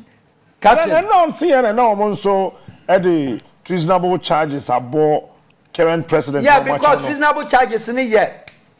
Murder cases now a cosuno. Oh, villages now kokona or say, oh, Macam woman kokon and any treasonable charges. And they say Chianino, watch it with Bazoon. Or chain ordinary to them still on 7 would define. Oh, Yanishe. And to say, ECOWAS Mungra border so. Namsumin Kuno, now for Mumramikumi. How are you going to kill him or say Mum Kotuno? Now, what happens to the life of Chiani? Okay, you share ECOWAS armies. Where we in Nigeria, now ECOWAS. ECOWAS army no. Army no. ECOWAS uni army. So we in Nigeria. Yes. ECOWAS ni army. In the first place, you need standby force from ECOWAS army. Okay. And the ECOWAS army existed once. Army coordinated. A certain Abacha, a certain Babangida, and a ECOMOG. Brana genocide. This was a genocide issue for the Sanko Sierra Leone, Charles Taylor Ben Johnson, Liberia, and no mere coordinated effort. And no Nigeria for the doom sika buy and ECOWAS we need Dama. Nigeria this can buy any equipment buy no. Or no kwaji to say or no ankasi onimuko. Onya de e no ma Ghana general kwenu na yes how na ko usika Ghana for the belly there. Sa Ghana troops and call Liberia enka bibia. Enti Nigeria oma e koma so ge se wuye in Nigeria Ghana ni ba kokura mu. De ba kokura mu. For the sanko no onya military soldier police sergeant e no ko share Kono Kalan district. Onu kwe koma brebre anza do mutima flash stop madinga ni your friend is bio ho stop. Enti now ECOWAS may come yes you just any army. So now we are going to talk about whose army and where would they mobilize. Okay. Mobilize you are here no de be fa ko Niger. E ho na issue no me ban. Ko mobilize ya. Esro ni na northern tip. Guinea obi any border or solidarity or fight also be fight ya Niger. Okay. Mali obi any border oni Guinea bom obe fight nti abenya corridors mienu. Okay. Burkina obe fight obi any corridor wenya third corridor. Ena Niger fusu corridor nti soldiers ni miensa aka bom. Omu kura stronger force. Four nyina bom wasro ho. Omu one border. And then Niger is now the biggest army in West Africa. Oh, apart from Nigeria. Okay. Nti sa oba form no a Ghana army order okotoka Bema camp.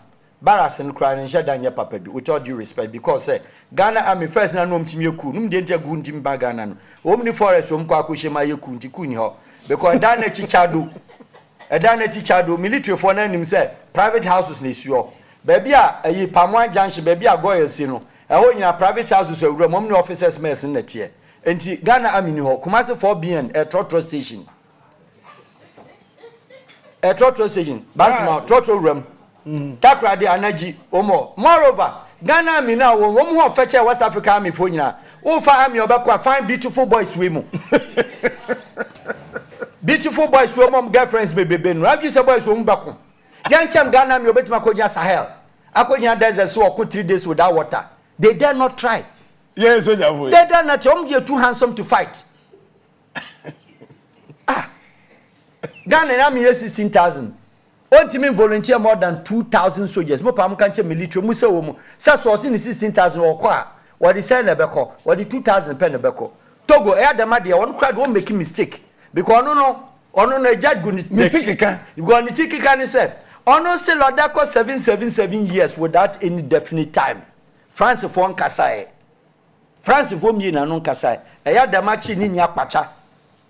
Mumsa His Excellency omo pacha dem be pemne. Now na Gabon abegin so mkosa ne yare enti your friends captain Ghana mi ontim for 2,000 ma Liberia His Excellency upon wia ne am nyina 2,000 or the sign be kwa ECOWAS mom na no de Chalewate kwa wo no Chalewate Liberia me she Chalewate Sierra na me no she Chalewate Sierra ne am nyina 4,000 Liberia 2,000 wo ka bom ay say or the sign be kwa 500 no mienu be ka bom.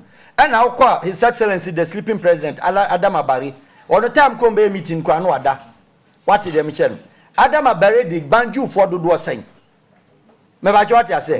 Makisa omo amino Senegal amino omo nye coup dan krom kwa do omo nko. Because two bani alpha omo the command room they don't talk, they don't fight. Enti hwade ani say aka country bay Umaru Mukhtar Embalu Sissoke Embalu aya Guinea Bissau ono oni Air Force. Only Air Force. Sierra Leone na no Air Force. Gambia no Air Force. Gambia Air Force wona ya Jamedi 2 Dada Jawara. Obakaya. Your friend is Atanzeriba of Nigeria so okoton player monomati Air Force. Oji Gambia sika wie no. Akokran man sika wie no. Independence Day wo jubilate. The plane ba Nigeria Air Force for na hwe. Yom ko hwe plane no airport. Ko na Nigeria for Atanzeriba ode no. Wode Nigeria me abayi scam ajom sika ko. Ena Yaya Jame eka say who president akokrati say who ba best come army eno na man 2 Dada Jawara. Okay. What you dey na say in the Gambia only Air Force. Ghana Air Force only helicopter betima ko up to Lagos. with all due respect. Inside. We need military jet. Make sure say we need military jet to wait my YouTube back free throw. Bear in mind say Niger watu na airspace m.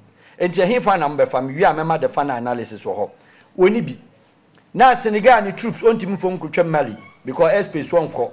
Mali mani betwem because ono ankasa makisa no also one problem a ye beba ho. Now say Guinea Conakry onka ho. Makisa oni soldiers bi odomo ko. Umukta Mbalo Sissoko of Guinea Bissau oni Kevet the soldiers in 500. What did they mention? Now we are talking about Togo, forget about it. Benin Patrice Talon also only there on volunteer on per problem. Togo oni army.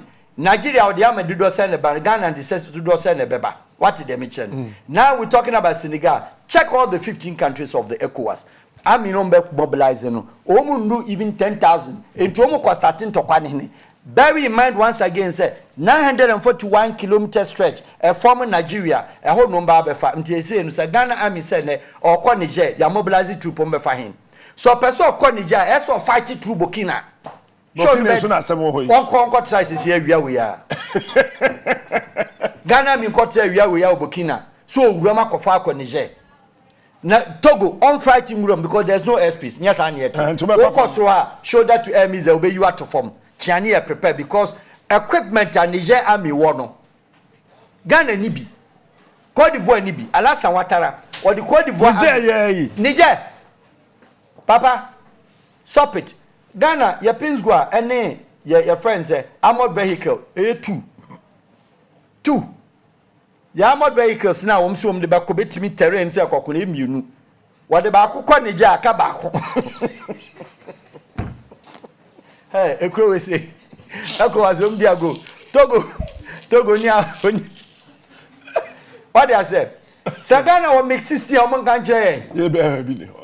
Our drone, or betting they are called ISK put the surveillance in our own country. Côte d'Ivoire, Onukra Côte d'Ivoire, Niami a song at Ghana army in terms of equipment. The numbers are more Ghana army in terms of everything. And the Côte d'Ivoire last water would then not make mistake because you want a Ivorian soldier on my hitting. Hey. Yes, sir. Yes, sir. On try about water because no so breaking constitution in West Africa. ECOWAS and Kasa or the 2 terms and the 2 Laurent Babu. 2 Laurent Babu or no last water ko 2 terms. O we and what change constitution na ECOWAS leaders akota sanum team. As when you na man ko ne term. Enu yan kan to find the troops nko. And captain yeah, box home together. It's a land fight. Land fight, you know, Nigeria must engage them on their front and let's see. Ghana and fight no ko joining. Sierra Leone ko fight into Wahra. Sa countries say they didn't a coastal. And you don't good shape so. The only country on Betmacono, Nigeria. Omo started trip no Lagos. Ako chambo Ibadan. I started air frokosro. And to Omo ko Lagos kwa ko du Kanoa. Yansha said the house that 4 boys in our canoe. And the Boko Haram for no, Ebema ECOWAS troops now become Edia Niger. Yansha baby umbefa. It's many problem. ECOWAS Mwarding. Omuncha baby umbefa dia enter Niger. Abra one 4 countries in our Kabum. No more stronger a military force chairman. No more suspect. But suspect. Makacho Guinea Kuto a friend is Mbalu. Guinea Bissau. Only army. Sierra Leone only army. Obian the Air Force, Ghana ni Air Force, obetima koso or air control, and also or air fight. Into woman chair, and some of the money to France, so dear. That may catch them say, France in 1,000 military force, no 1,500. Chianiba woman in a Johnny. I'm a free crowd, Oma Johnny, America for go 1,000 military, 1,200, woman in a Johnny. Omnim firepower, and omnim boys, you know. They know the boys. Niger. They know them, Papa. Ofri Agadas, Ekon Tokwa Kodu Tamara said over 1,200 kilometers. Desert so. Only di. 25 kilometers, about 100 kilometers, and San Wakunyan Sufin di Anum. Who bet me in Akoko? Farm boys we say. So you know code disco. Ghana soldier for. Yako disco mko see no mko da bia. She I want no akota a studio akoye yi amacho ya hwe se dom ho si ayefe especially young boys na age captain age ayi ni lieutenant can ayi no. If you look at them handsome boys ko disco so get need me sada from e o kroma say Kofa tuition in some cafe ne kofu mo fanko no fanko ye nim weapons e betim dia kotra say akoko it is almost chance Nigeria weapons never ba ma say Nigeria the weakest army in West Africa regardless of the size if not anything at all Boko Haram small boys wo ba Abuja be strike back to back or call back ya ntima anya no hwe wa ba Lagos be strike was striking with Maduguri, was striking with Benue State, was striking with Kogi, was striking with the whole Nigeria successfully. What team two no? Now one team two Boko Haram of boys of less than 1,000 boys.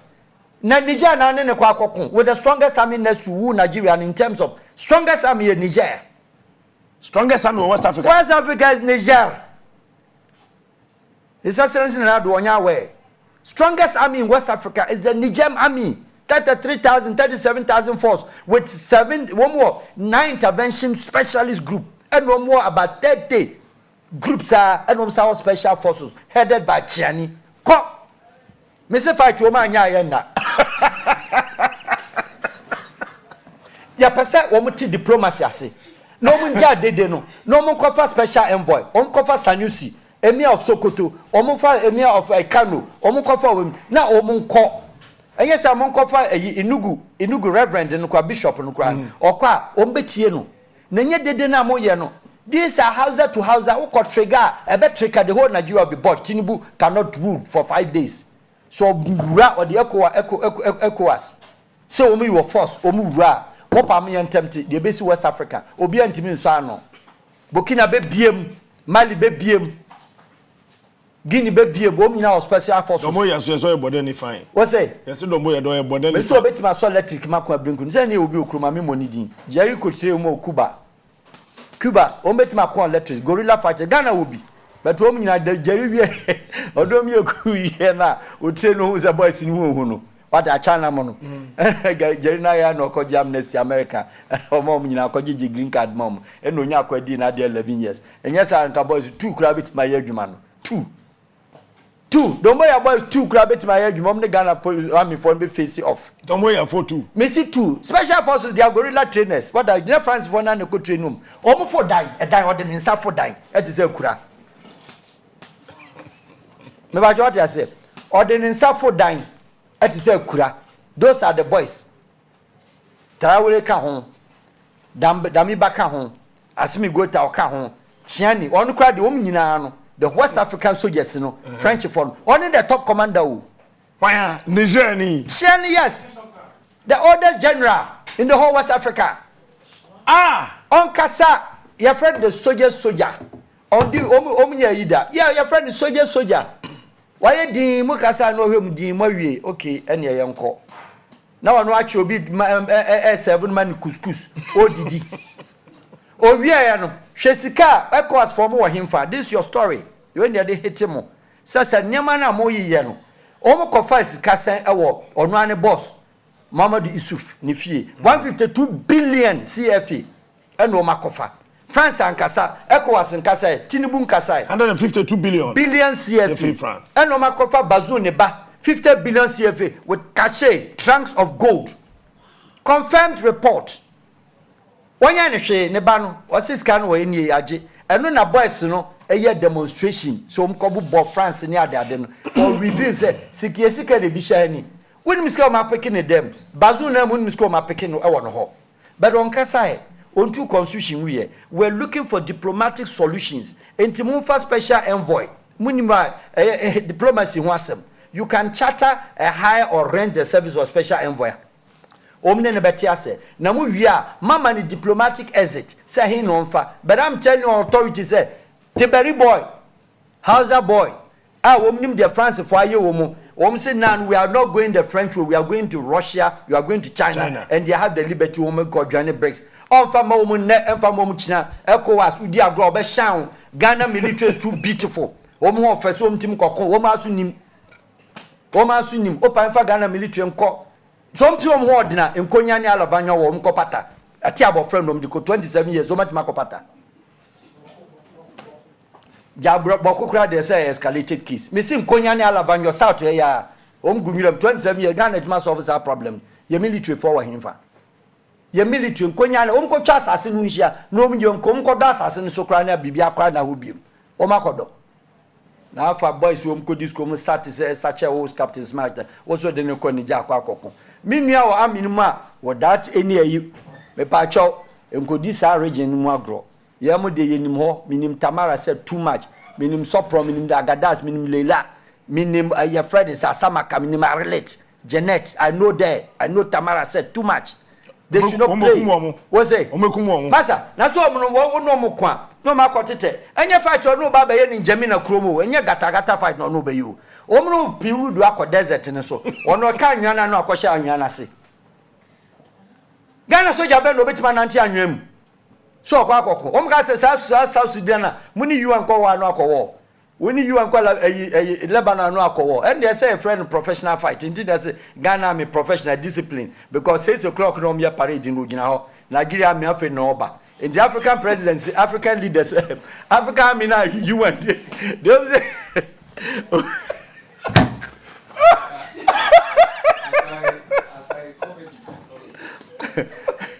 the Omse Ghana project yes professional army no another professional army go you and China ye damn discipline and apart from that there's uniform and fetch the whole army because Nigeria so get ba was the guy waiting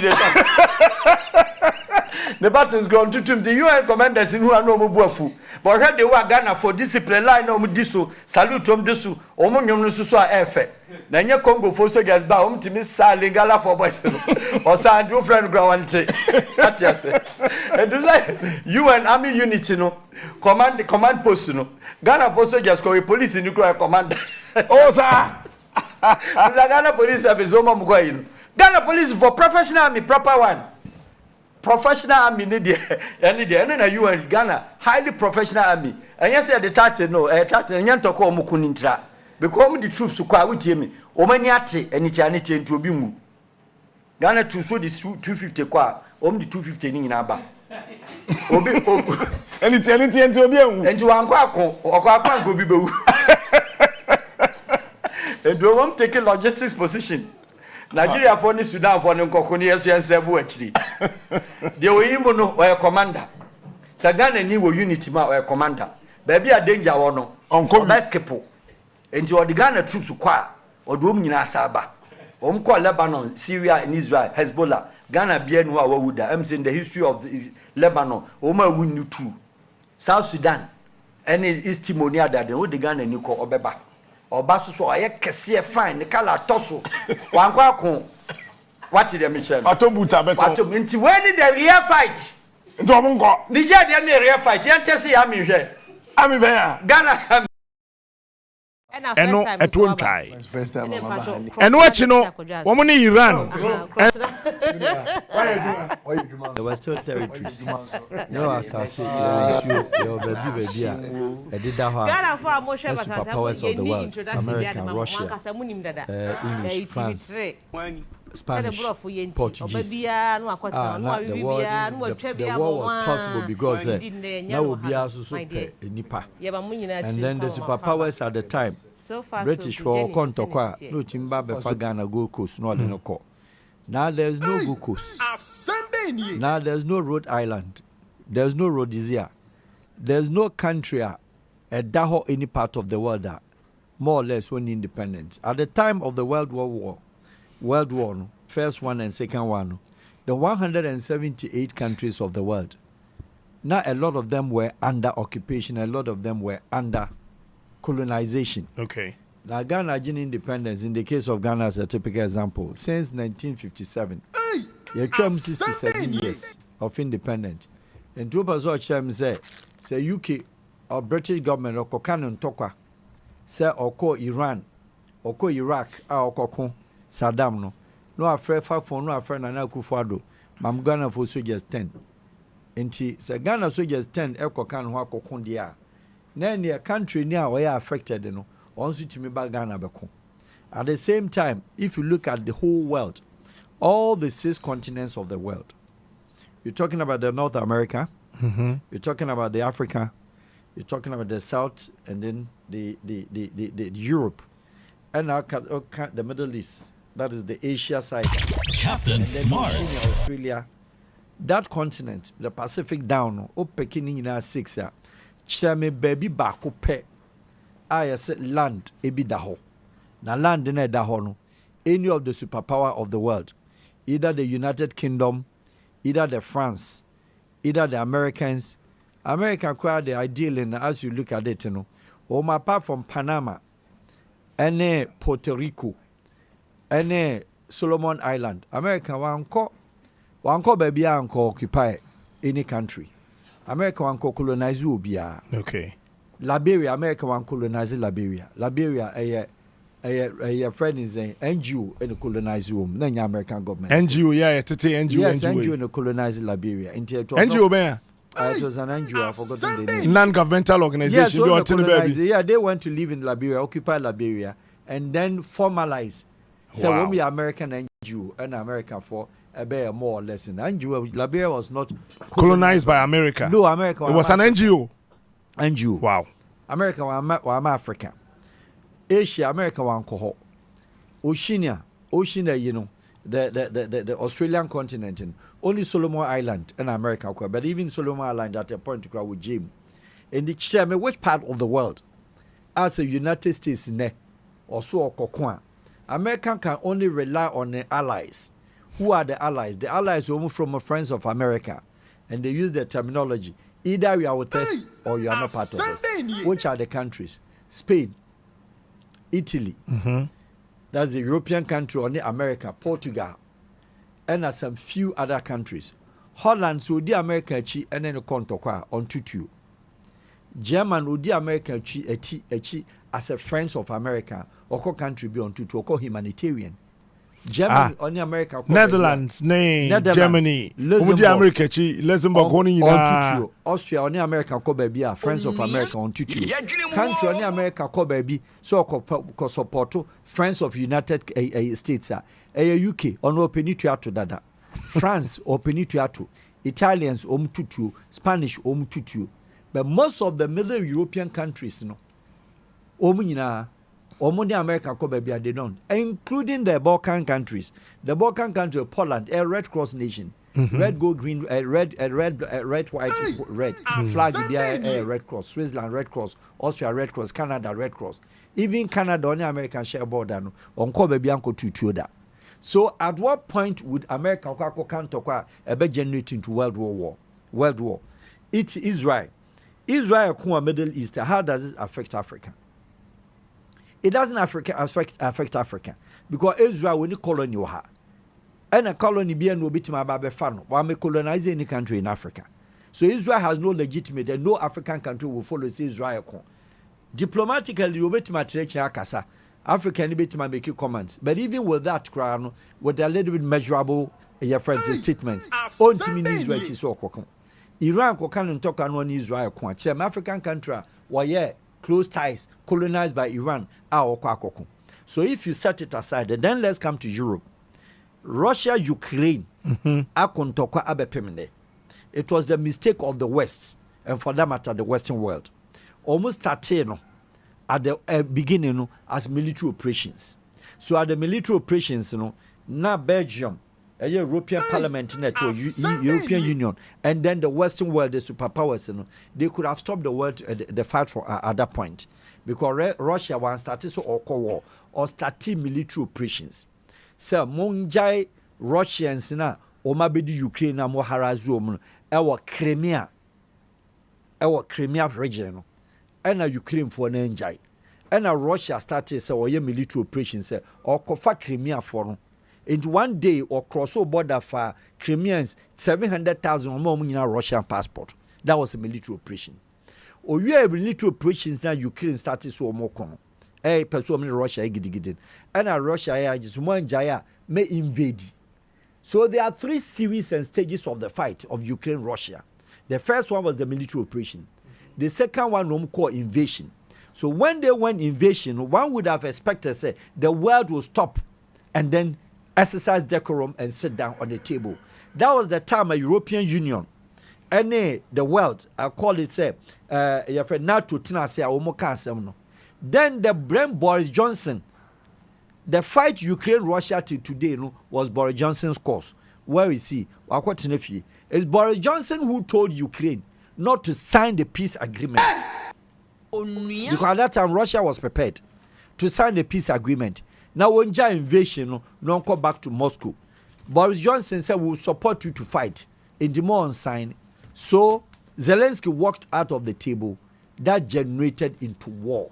So, if a war is declared, war has no limit as to when and how it will end. Okay. But let us not forget, the Western world in Ankasano, without mentioning countries, they know and they are benefiting war. Because the war no more Ukraine today, orgy arms, orgy ammunitions, orgy weapons, orgy wenu, you see it's a gift. It's never a gift. It is never a gift. One way or the other they will pay. And there are some services companies are more benefiting. Say even American crown or to Ukraine, your service company beyond the coach and see the issue. And this is your consultancy consortiums. That's right. And to also making money. So they just don't want to stop. Even though the background rationale is that Russia, the power, now share the genesis of the UDSSR, how we're breaking the republics of Russia from Boris Yeltsin and Gorbachev, a quite fast one. Breaking the wings of Russia. And just said the superpower of UDSSR, the Soviet Union. Then the Soviet Union said, country be free, so on in Russia and Babacon. The only country that left the Soviet Union, only Russia tries to Babacon, including all the allies, was Afghanistan. And Afghanistan at that time was supported by the UK and the British. And the creative Osama and the Russia the first country to break away from the Republic of UDSSR. Now, if you're talking about say World War III, a bit Messiah, it is not possible. Even French, until now, only the Oman independence 60%. No, hold 40. No, so French, or call Afghanistan, or call support to American, or call French countries, no, I call pick soldiers bear 1 or 2. South soldiers in a French for don't call Afghanistan from the African countries. One of them Guinea. One of them your friend is saying Burkina Faso. One of them Niger. And one of them Mali. All those boys they call as French legionnaire. Ka omami ho kokon ye no. Domboya de no koy. E Afghanistan. Oba ye no e no oba be ye no coup. Asimi Goita no a French legionnaire. De no ko Afghanistan. Ena Damiba. Kana Damiba do ye coup a Traoré betu no say a French legionnaire. Then Chiani of Niger also so no a French legionnaire. And to all my French for they didn't take the whole army. They selected the specialist ones and apart from that, and to me Koba say Afghanistan be free Afghanistan say France for Bano na Mali so you knew in Tumba Mali Ababeko. So where is the third world coming from? Okay. The third world is only possible, which has already come. We've experienced the first third world. The third world a non-conventional, no conventional weapons. Is the health world. War and then COVID. Okay. COVID was designed in a way to break and then weaken some countries' economy. Either than that, Captain Smart and Chair were in a tier 4. Who was the last person to be treated with COVID? Where did the COVID go? How many people, including you and I, may who injection no? And then COVID in the Where did the COVID go? As of 2020. And China didn't sell good around the world. The only country of China, 59,000 euros, nose mask. In January 2020, Abrana China tricking Europeans. I'm a company be a China no Oma ton cheap at the municipal assembly of the country of China cities. China so wapejanensa. Yare na ba no ntimi nso and Italians, companies, Americans, Germans will be a jano no monko. China up to today, who baby will see in Nipa. China's economy from COVID to today grew stronger than any other country in the world. China, after German man who knows mass, or 10 years around 6 months later, or my American ventilators, but could be at $25,000. Italy, no more China. China for the Chinese doctors and the baby Italians. UK for match baby say Wembley any a friend is saying the other airport almost second airport here in London. Or much airport no convert into hospital. And for another daho. Spain for much train now no SIR for woman. Treat you say no coffee. France match stadium. Koda stadium treat you say no coffee. And then the Americans. What did they mention? So they lost guard. And a Chinese for no say. Say mo ya Security Council. Not the Permanent Security Council of the UN. United States, United Kingdom, France, and America, and Russia, with China. China and can be with tables so on Russia ma other foreign fanya jumada. Chireme, ever since in the history of the World WHO, World Health Organization, Chireme draw Russia for the WHO for approval as a malaria drug. Chireme back. Adentina Russia malaria drug de yenye. Adena Chinese malaria drug de yenye. Malaria drug ne aginu krom ha no. Enye France company, enye German for na beji contract no. Enye UK for na beji contract na. Americans. No mu giwia no ma sublet ama Western European countries. Na yare ba ko ne malaria the same tontom na Captain Smart no. The same tontom na ho. Adentina dey change aduro no. Why are we always changing it? I tested some from chloroquine. From chloroquine, I tested. Debiano, you change a drone din. Country produce, company produce a different. But the same malaria now, symptoms not change you Debbie. So how come I say the same symptoms, but all the time we get different drug? Ah, we ne ye. Yes, and Tonton more advanced. And Tonton mutate.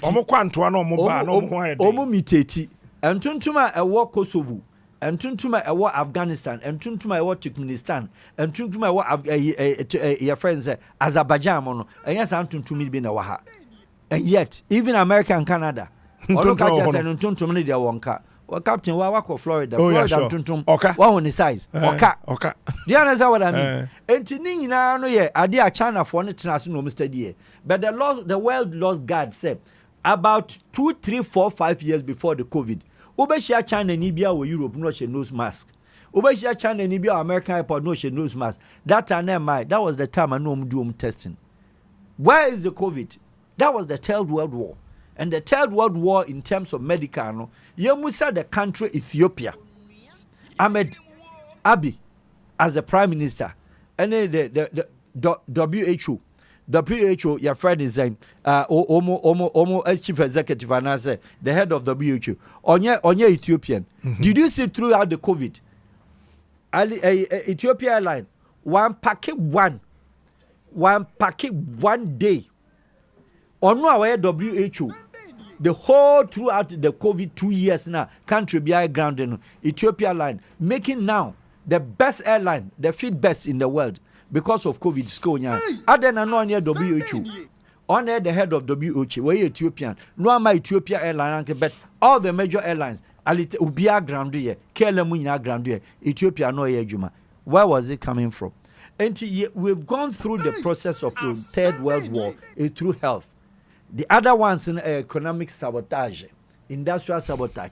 These are the world wars that we're living in. The conventional weapon with world war, it can never happen because as I see the only country of the world, the only island of the world is West Papua. I was South Pacific. And when as I say up to now, only independence and only self-determination, only African descent, Indonesia, our war and the guide you that is the only world, any place. What's it? What are they? West Papua, snakes. Snakes, the whole country, Nipa 4 penalty ever since. Only independence. And it's the biggest island of the whole southern your friend is Oceania State. Normally then protect almost all the pythons, the only prison in the world guarded by pythons, snakes, our war and the guide you They have a president, Benewenda, living in UK as hosted president in the United Kingdom. British for Timin Concord free into there be one president in it, baby. Or Benewenda, he's my friend. We can call him now and put him online. The president of the Republic of West Papua. Benewenda. He is my friend. I call him personally. You can call him right now. He will pick. His country is guarded by pythons. It's the only country of the world that only territorial, only flag. Yemen flag. Do you understand me? And Indonesia, Indonesia. And British is not talking about it yet. Because when you go to the South Pacific, Kiribati, Tahiti, what do you mean? Nauru Island, Tonga Island, Micronesia, Tonga Island. Okay, sorry. Micronesia, Polynesia Islands, Niue Island, Solomon Island, PNG, Papua New Guinea. Papua New Guinea, any Fiji. Some countries, including Vanuatu. Some countries, West Papua, and their population is more dense populated. They are bigger than Jamaica. They are bigger than a friend saying Antigua and Bermuda. They are bigger than Haiti. They are bigger than St. Lucia. They are bigger than your friends Dominican Republic and all those countries. This is the only country in the world that only territorial heritage. Only will be no flag, no nothing. Nothing. They don't allow. They don't have passport and they don't have anything. Only Palestinians. These are the only territories in the world that only a passport. Do you understand me? But even with that, wow, this one I don't know. You will never know. I've never heard say of this. This one there. So when I meet the British commissioners of British what are you people doing? You host a president in your country. European Union, there be a window. Enti omo kwato abano woni kurum ho a. Abano, ekrom na to abano kra na wo ma to abano. Indonesia for one krom chinizio betwanity as the president of the country. Because me nipa for no mdwane to Australia back or Holland and no nipa for pen every country no in the history of that country. West Papua, and yet is the biggest island of the whole Swahili. Sandwiched between Australia and New Zealand. And all these countries are named the 13 friends. This country is sandwiched by Australia and New Zealand. Yes, in between. Yes. And then Indonesia is what? Indonesia. Omo bad territory sea no. What I say? Ocean no. Omo bam. Oma beji aho. Aho na Indonesia nya ne oil ne resource ni sika onyamia from West Papua. And the British is not talking. I've put this. And America is also quiet. America is quiet about it. Nobody speaks about it. It's the only, and they are blacks and the Africans. The only African descent. You can just like West Papua. They don't have one more president or to UK. And to plane call. Plane when the airport, when the train station, when the bus stop. Car crown Indonesia car, soldier car, ni moment 2.5 million population. And it's a country? It's a country. They are bigger than Jamaica. They are bigger than all this. There is the kind of... No airport? No, nothing. You need plane. You need a BBR. Australia for a port closer to your friends. Indonesia a port closer to the country. They use one military in the car. The helicopter and you see for more. So far, baby, I so be dry. I want to understand. Every young, every youth. Car be Australia for the use car. A for the use car. Indonesia for soldiers na use car. Meanwhile, East Timor is smaller than that island. But East Timor, American, British, France, and the Western world were instrumental forcing Indonesia to give East Timorese and make it a country. Maldives is all the how old Maldives? How many are they? They are not even up to 1 million. But a holiday destination.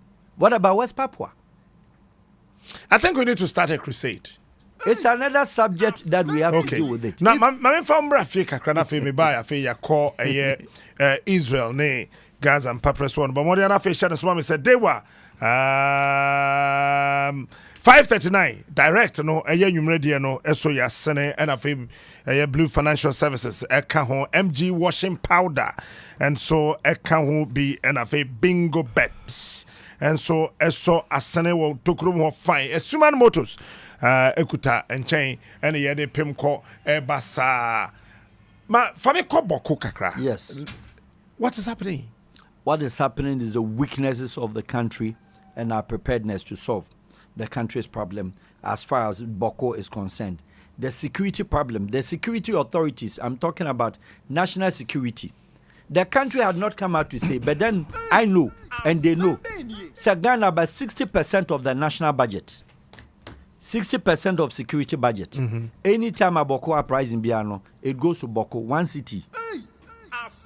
60%. Northern Ghana, the whole Ghana budget. Yes, security budget. Yes, security budget. There be a crisis, be pure Boko Biano. 60%. Only 60% of your total security budget. Eko Boko. They should come and say it is not. Debut. 6% and I said 60%. 60%.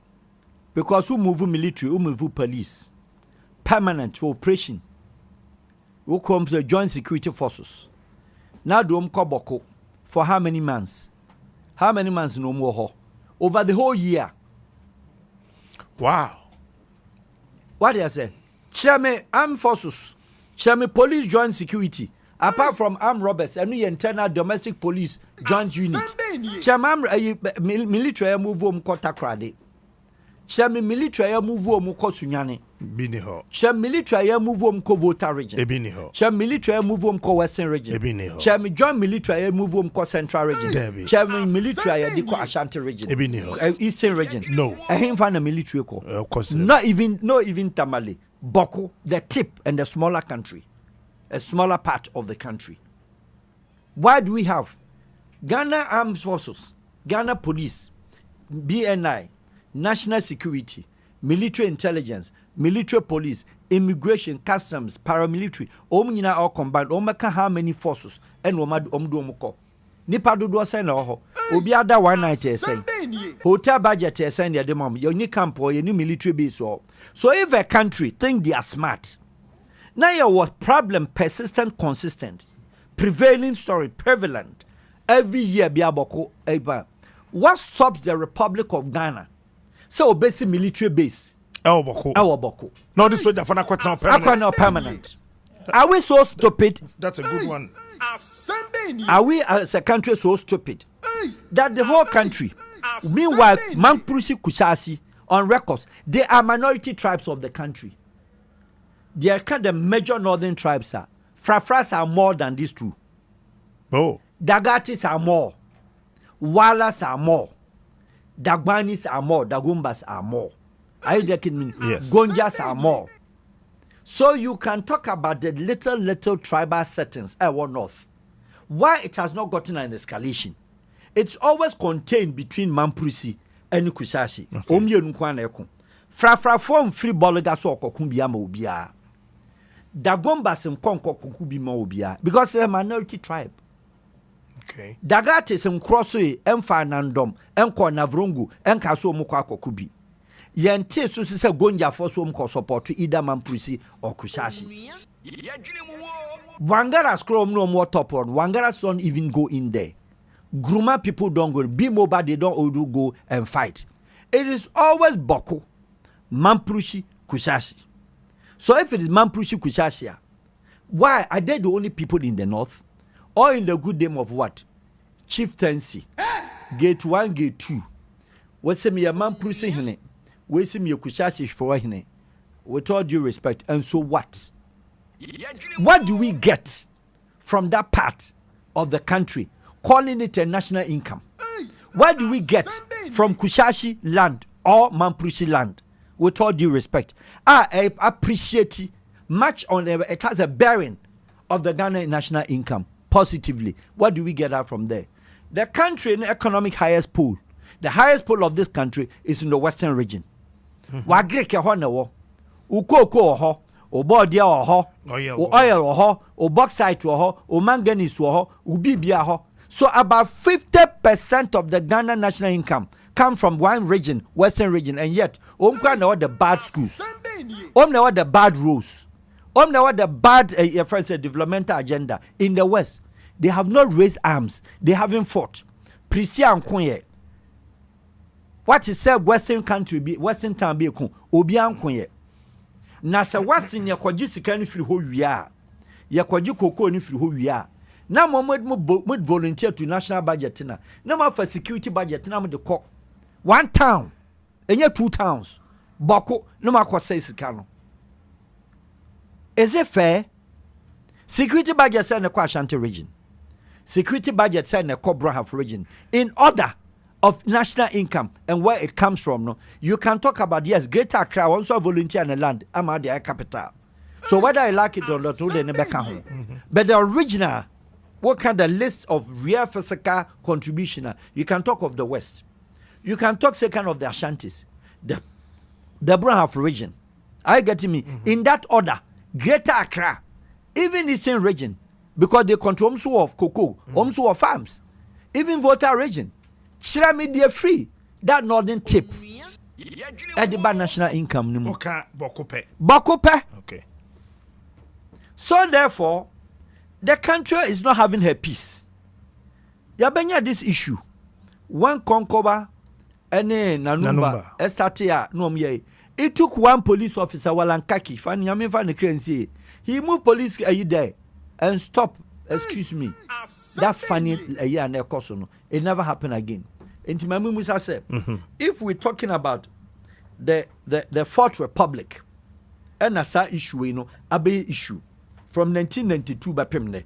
It had been there years back. But 1992 by Pemne, government upon all the 8 governments under the Fourth Republic, Obia Benya issue ni bi. President Kofo nyane die. President Mahama Benya die. President your friends Atamils nyane die. Jerry nyane die. Nana Addo nyane die. Enti Musa have said, enti omu bia no ha wonya adwen say sabi. This is the situation. Now you the soldiers be free Accra. Near a coalition. Near Free Forces, Air Force kakra, Navy kakra, you be free takra, the near drum you kem. Transportation to that place. And then now on your permanent base. No one Boko Central. Near rest a case be bar. Yeah, is a soldier send back to my boys Sabi and Kwasasema.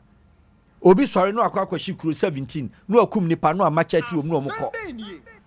Enti yan information gathering as a country and information processing as a country, we have a difficulties with that. Because Ghana knows how to gather information, we don't know how to process information. And for that matter, no, or gather information or process it bad. And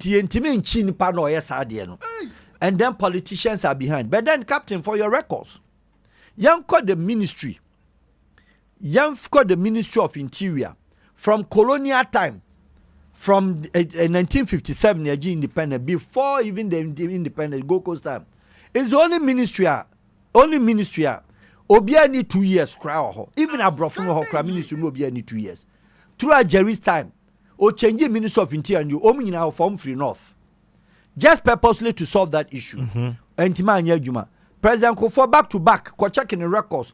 Who were his Minister of Interior?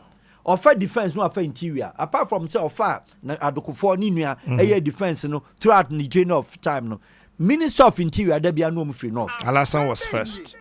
Yes. Chucky Rollins ne record Minister of Interior omina no me northness. President Mills of our northness.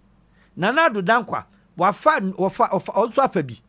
What about your friends John Mama Kumbo for defense, Wayongo for interior?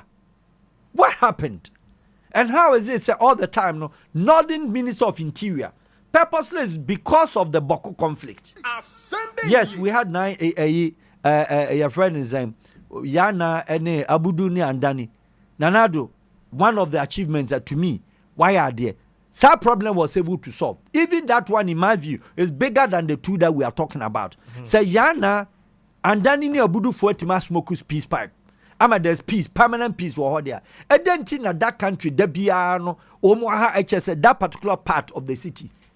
Now when you funny. The funny aspect that I was talking about information gathering and information processing. District BNO Bokwa, Yeni BNI, permanent resident officer Otiho. District and your what district security council. That's a coho. And your war. Municipal security council. And your regional security council. Yes, our police stations, district police station, divisional police station, and some your regional police station our Bolgatanga. In the Captain Musa, in the BNI for one Peke, the story.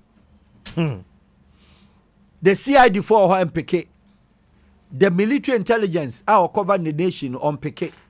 The police CID in Peke, immigration for her Oman Peke signal, customs for border and so man Peke. These are all part of the security companies, the security community. And the captain. So we now then a conflict in a team sorry you gather information intimate process and stop before its arrival. Can anybody tell me why? If it is not quote unquote, say it is a means country needs to feel entertained. and happy say yes say a security budget and this today captain say ko say security budget ni nyina at the military strength ya be election in a month's time what do security forces police army migration custom what do nyina kwa kogu boko if something is happening in Brahaf region afi na kwa withdraw mu if something happens in Takrade afi na kwa withdraw mu and then the election has that the country must have a fair balance of security outlook the whole country during the election. But some captain, the interesting thing is that up to today, the Ghana Security Agency, headed by National Security, Omakanche me, and it was said, which state of the 3 flags and the security alarm you womb? Are we in red, or we are in yellow, or in green? They don't come out to say. The country generally has a green because you need any presence of the UN, you need presence of any organization bia Captain would you mean? Any military operations bia Ghana bush except this Boko. Any in Krasa war no Alavanyo ni Nkonya Tiabo Fre war Sankwasi war no. Apart from that, ain't find you any issue. Alavanyo Nkonya so ya for back kran ko ho. De Tiabo Fre no nam rom obi anfo mo ho. Obi for mo ho. And to tell me the whole country Ghana 267,000 kilometers square kilometers of this country. You need one political prisoner at the jail. You need one president or exile. You need fugitive or outside. And you know I say country no most wanted. And in such a country then I'm one city. It may disturb with security. Captain Enoma, can you tell me who sat here journalist? You're one person or several prison sentence because of MPP. You're one person or several sentence because of NDC. But we know your friends. And you know what? And then economic crime, and yet because of his party affiliation. Okay. Do you understand me? Yes, sir. And Ghana is so blessed. And I've said, your security intelligence community in England, sometimes I'm sorry to say they are funny because they don't understand the country's security profile. The security profile, they say, what should the whole country? You need bush. One single bush be an official uniform. I show Ghana police mechanism, Dapaah mechanism say police for 20 Ghana editu show mu. When you be after military will be an Ghana. Immigration will be an for 2 Ghana. Customs will be an for 2 Ghana. As at the time of President Kufuor, as I keep mentioning, 2005, the most wanted man in this country, 40 million population, was Atayi.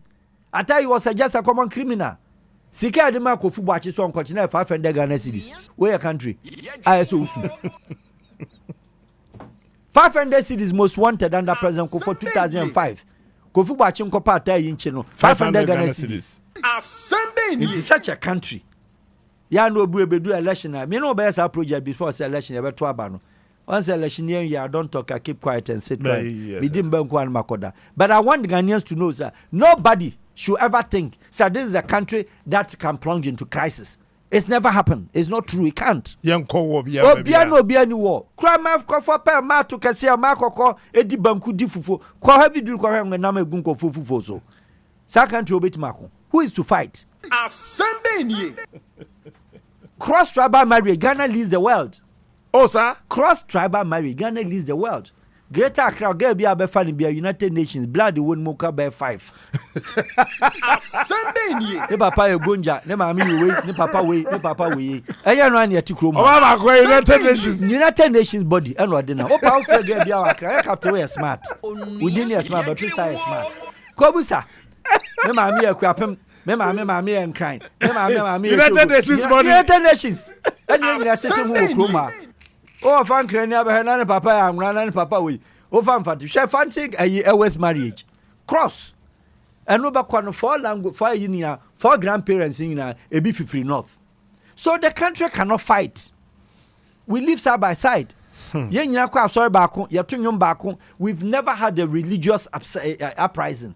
Konima na kwa baby a Pentecost dancing na baby a master GC. Omo twen nkramofo anapa azan ye tiam wie a wo ya so wie ya mo wie ya mo to fati anom si de suzo nyame kan ya di animu what is obi akọ what is obi akọ ni ma e wa asore ho Dabi what be This is not a country. These politicians, sabi, in cross for a bit to me a day and a country. Won't me Obianco, Accra or T market or T road, air ton idea. On the 50 Ghana no Sunday man, my mere cross, 20 is no Sunday man. On quantum fan go Yaka Hong Kong.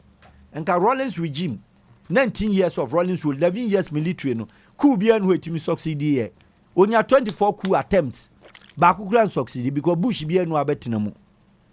Bush be no abetinamo. They say a forest no cranny. There is no forest because clever President Kufoja Chado. What the more be a motor Janibia you could have a sabo because be so be fee. That time I know Shabama Campanum near Mission, and then you'll be any baby. 4 billion Kumasi Confanoche. I had a trotro station. I don't know. A trotro station. That's why I didn't a trotro station. And the Ghana mini military camp will bet my whole coup d'etat. And to man your coup may catch them is not true. You cannot have a coup d'etat. And I'm also warning, taking this opportunity. American for give him a warning. American catch yourself very restricted visa restriction. You know one time Obi also obey both MPP and DC. They cannot try.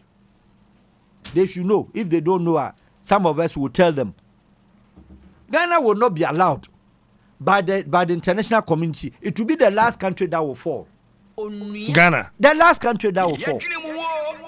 As an African country, to have a fight. The last country. The democracy, you bet me now say start you box in the ballot box near ya kwasi awagimi no and your babo na sum election day. E bi bo and your babo asum. Etu e de be beto kwasi abewu. But I know chance will be better who won't have. It's normal. Sunday, American election class here, Bonnie Passum. German election, wow, boy, police for bo. Do you understand me? It is a fine country, it's a nice country. But I've said and I've mentioned, woman better programs in security aspect, the only security aspect, so I'm a kick my church and they don't understand the country that they are talking about. Any security aspect 40 million populated country. Yeni blue helmet. Yeni United Nations blue helmet. Chameda you and Bahabe pattern tokwa. Debbie. Do you understand? Until I know cyber security. Who told you say cyber crime in my country? Why na ka say cyber crime in country too? Obi tini ma turn a laptop. Now also where Jimenez or cyber or Mukrono. Now no about generate into Tokwa. Those are the security vibes security as person Ebekika. When we are talking about country, we're talking about the country security profile. And what is the real security profile? Young cop Dapaah in fact the most wanted Ghanaian man or Amra. Near here in Pakro. Our natives. Sunday. Because they call their cop. Because dance man no akwa who one we abre be pant na dance man police wash. Well sorry was there was security situation. Sunday. Obi we as Kaneshi marketer. Obi obi phone na. Near I say arm robber. And then a phone snatch better than arm robber. This is a fine country. We are short of information processing. We gather information. That we don't know how to process. Police ni jail exchange bullet. Kofi ne Kwame ni wom tutu bullet. Ya chene kwa is alleged suspect. Sunday country be na desa. Konfona mu atutuo na mu a wonana oni police wa exchange gama ne nam kurabu no. Police ni kwa ye den ba court ni ya ba ne gini nan. Ono amon ne docket kra no suspect. And when I saw the suspect, no I can't police English wo. We don't have that security challenges. And to Boko Diane, me, I see it say the state is not prepared to solve the problem. No. If the Ghana government is prepared to solve the problem, 2025 January 7th, whoever is sworn into this country as the president of the republic, the first thing that we would understand. Also military base. Military base. Wow. Our border and so. Now put to the one of the contingents, a combat unibin. Our inside the central near Sasemusu. What would do in our left? You in our left gate. What would do in our right? Would do in our right. Who could do in our hand? So why you're in our hand? Now I had then. Sunday country cry independent. Now we could do a biswa, and I don't know my menu so, and I'm in your hand, and I'm in your hand. Excuse me to say, Sahino, our yen, a den land. By Redu Dwasa nom diaba. bayre dodo se nom diaba emponche dodo se nom diaba omonti ho sa bodam so na Burkina ode na nantwie twem beton asende nie enye ho nom di free ba enye omboda na chi ana Burkina for ye o manantwie ade no omsusu no that part of the country no wo susu wo that kind of a land na wetimi so ade nantwie ni biaba ana na de o ma meton nantwie na da bia ye boa soja ni ano ye boa military for ni adom ko ene kra dey do to the stand say military for kwa no ma attack wo mu. Should that be the case? No. Should that be the case? No. Obi national military uniform, police uniform, wakra na national security say your friends say yeah na immigration. They also have the right to live. They have the right to live. They have family to take care of. Now what one now kwa himfo sema. Soja ni ono ba abepe peace no mu ho ma na mututu omutuo. Should that be the case? No. Is that what the country wants? No. On match national security budget do year, and they should tell Ghanaians. So when the time the national security, ediko kwapem, ediko Volta, ediko Captain Ukrum, see a copata and tokwa. Apart from this chieftaincy and your marketing, what is your bobi sumuya to tutu and your table free tuna and no matana die every day. Boko. Jerry time, okay. Or stop so my expectation con off. That's right. I want to know wasem. That time no, I want to know wasem. Because Dagbani land, Dagumbas, omo nom expectation. Excuse me. Wala omo nom expectation. Gonjas omo nom expectation. Until that time no, it was there and was stop so my expectation con off. This expectation no. Nothing you said the upper east upper bokun munyina amso yankremo for. And what is really the problem? What is really the problem? Sa wonu ni ate maslach muti mosque ye nyina Quran ba ko ne yekai. Ni woku na na woku e dey na wo benya woso. What do you get out of it? In fact, if you don't even manage your way with the emotions will say some of us are yet the security. Yet the security situation as no. Why manage you worse? You even just only slip up. But I think say Captain Moamoka say you know. Munyusu medium no near educating and some of us now who different program line no will come and speak and tell politicians say it is not true. So any Ghanaian politician ebetima move one single Ghanaian edenako street is so okokon e wo ma omo yankwase afọ agimi e na beji politician bi ati ekwa akotutu ebeku no because kuna politician na mu no yanku no bi e na oba wa ye 1000 Ghana cedis ye bo nwuma obesa eno anu no wawie. All right. I only 95.1. When you are more than 1,000 da. Almost 1,000. 1,000. About 1,000. Wasa beje fans. Yasa manatina yen about 2 o'clock, 2 hours no sorry or co program for we ninti na wuye. What wu banza? What they are smart to obusu aso waja ma ho. Onko hwe wo ni school fees won tua. Enti Ghanaians youth especially moi mo se pombama politicians are confused because of 50 cedis who are what will banza. All right.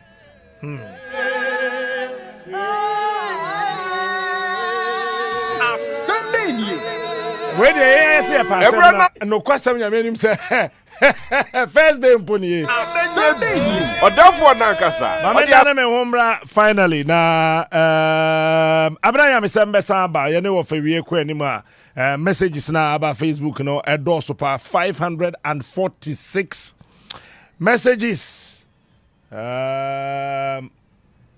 abeba na ya be kan pacho ye ba sesi abaya sma miedu na fe wofa ya call Israel ni Gaza and ni Lebanon ni Gaza pepper so ne here we'll be right back.